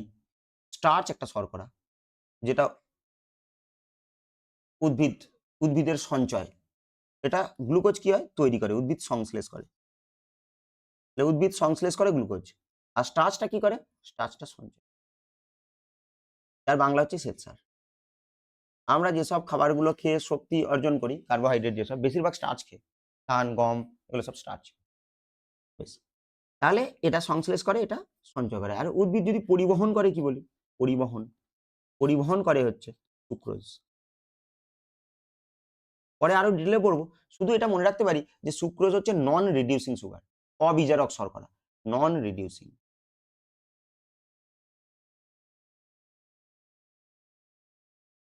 বেশিরভাগ যেগুলো বহু শর্করা, বেশিরভাগ কেন, সব বহু শর্করাই নন রিডিউসিং হয়। কিন্তু সুক্রোজ একটা দ্বি-শর্করা, একমাত্র দ্বি-শর্করা নন রিডিউসিং, একমাত্র নয়, আরেকটা আছে টেলোজ আছে। যাই হোক, আমরা এখানে শুধু সুক্রোজ মনে রাখবো। সুক্রোজ হচ্ছে নন রিডিউসিং সুগার। তাহলে সুক্রোজ নন রিডিউসিং সুগার, যেটা কিন্তু উদ্ভিদ পরিবহন করে কার মাধ্যমে? ফ্লোয়েমের মাধ্যমে। আর তৈরি করে সালোকসংশ্লেষ পদ্ধতিতে গ্লুকোজ, আর সঞ্চয় করে স্টার্চ। প্রাণীরা সঞ্চয় কি করে? প্রাণী বা ছত্রাক, প্রাণী বা ছত্রাক, এদের সঞ্চিত খাদ্য কি? এদের সঞ্চিত খাদ্য হচ্ছে গ্লাইকোজেন। এটাও কিন্তু কি? শর্করা। তাহলে এখানে যেগুলো বলা হচ্ছে সেগুলো সব শর্করা। মিথিওনিন। তাহলে মিথিওনিন কি? মিথিওনিন একটা অ্যামাইনো অ্যাসিড। তাহলে মিথিওনিন একটা অ্যামাইনো অ্যাসিড। এটাও কি একটা নন এসেনশিয়াল অ্যামাইনো অ্যাসিড হচ্ছে মিথিওনিন। না, এটাও এসেনশিয়াল। তাহলে এটাও এসেনশিয়াল। তাহলে এসেনশিয়াল অ্যামাইনো অ্যাসিড আছে কি, কি বললাম? Methionine, valine, phenyl, alanine. Non essential কি বললাম? ইথানল একটা অ্যালকোহল। ইথাইল অ্যালকোহল, তাকে ইথানল বলে। পরের প্রশ্ন দেখব। তাহলে এখানে দুটো কিন্তু এ আর বি। এবার এখানে অপশনগুলোর মধ্যে দেখি। এখানে দুবার লেখা হয়ে গেছে। করা যায়। কারণটা ভুল ছিল। তাহলে এখানে বলছে নিম্নলিখিত কোনগুলি জলবাহিত? তাহলে জলবাহিত রোগ কোনগুলো? তাহলে এখানে জলবাহিত রোগ জানি কলেরা, কলেরা ভিব্রিও কলেরির জন্য হচ্ছে। হ্যাঁ, তো জলবাহিত, এটা একটা ব্যাকটেরিয়া। এবার যদি বলি পার্টুসিস, জলবাহিত রোগ জানতে চাইছে। বেশ। তাহলে পার্টুসিস, পার্টুসিস একটা বায়ুবাহিত রোগ। এটা বায়ুবাহিত। আর কলেরা জলবাহিত, এটা কার জন্য? Vibrio colliery. এটা কমা আকৃতির একটা ব্যাকটেরিয়া। তাহলে পার্টুসিস, তাহলে পার্টুসিস কি? তাহলে পার্টুসিসও একটা ব্যাকটেরিয়া ঘটিত কিন্তু বায়ুবাহিত রোগ। এটা হচ্ছে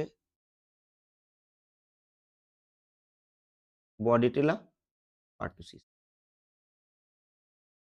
এর কারণে হচ্ছে। তাহলে এটা কি? এটা একটা বায়ুবাহিত। এবার যদি বলি যক্ষ্মা, যক্ষ্মাও বায়ুবাহিত রোগ। এটা কি? মাইকোব্যাকটেরিয়াম টিউবারকিউলোসিস ব্যাকটেরিয়ার জন্য হয়। তাহলে এটাও হবে না। জিয়ার্ডিয়াসিস, এটা জিয়ার্ডিয়ার কারণে হয়। এটা প্রোটোজোয়া, জিয়ার্ডিয়া, তার কারণে হয়। তাহলে এটা কি? তাহলে এটা হবে। তাহলে উত্তর কি হবে? এ এবং ডি দুটোই হচ্ছে জলবাহিত রোগ। পরের প্রশ্ন দেখব। নিম্নলিখিত কোনগুলিকে কেন্দ্রীয় স্নায়ুতন্ত্রের, কোনগুলি কেন্দ্রীয় স্নায়ুতন্ত্রের অংশ? একটা প্রশ্নে আজকে আলোচনা করেছি যখন মেনিনজেস আলোচনা করছিলাম, যে মেনিনজেস হচ্ছে কেন্দ্রীয় স্নায়ুতন্ত্রের আবরণ। তাহলে কি ছিল? মস্তিষ্ক এবং সুষুম্না।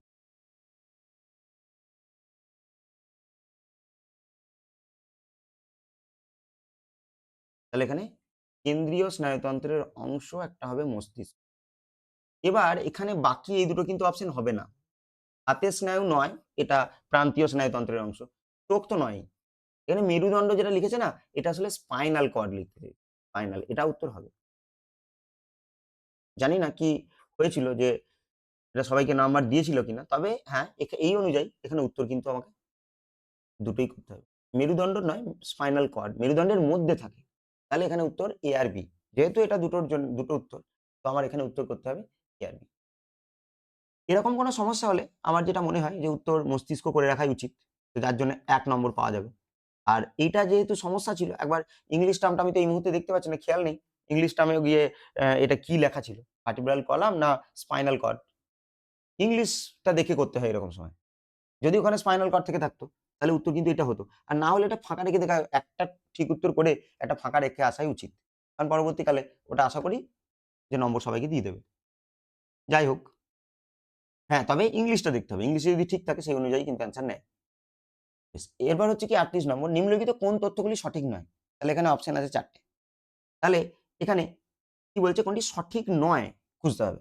তাহলে ইস্ট্রোজেন একটি পেপটাইড হরমোন। ইস্ট্রোজেন পেপটাইড নয়, ইস্ট্রোজেন একটা, আজকেই পড়েছি যে এটা একটা স্টেরয়েড হরমোন। তাহলে এটা সঠিক নয়। তাহলে এটা ঠিক। ইনসুলিন রক্তে শর্করার পরিমাণ নিয়ন্ত্রণ করে। হ্যাঁ, ইনসুলিন রক্তে শর্করার পরিমাণ তো নিয়ন্ত্রণ তো করে। ইনসুলিন, গ্লুকাগন দুজন মিলেই করে। তাহলে ইনসুলিন কি করে? কমায় আর গ্লুকাগন বাড়ায়।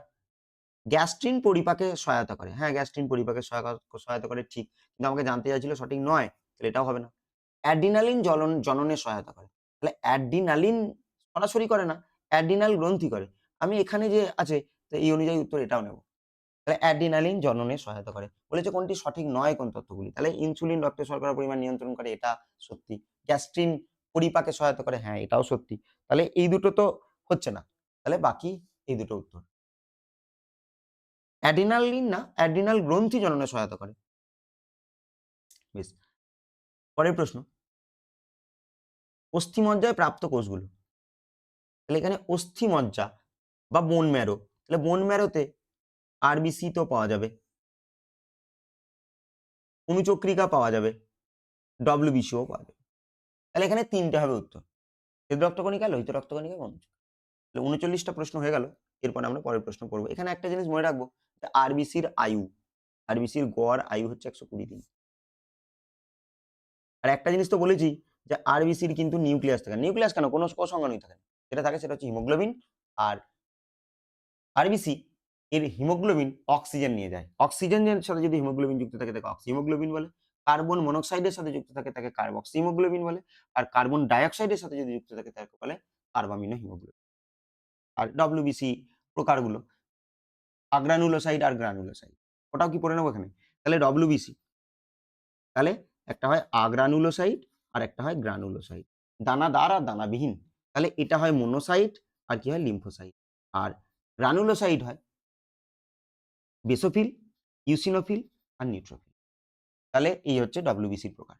পরের প্রশ্নে যাব। এটা আমাদের আজকে লাস্ট প্রশ্ন।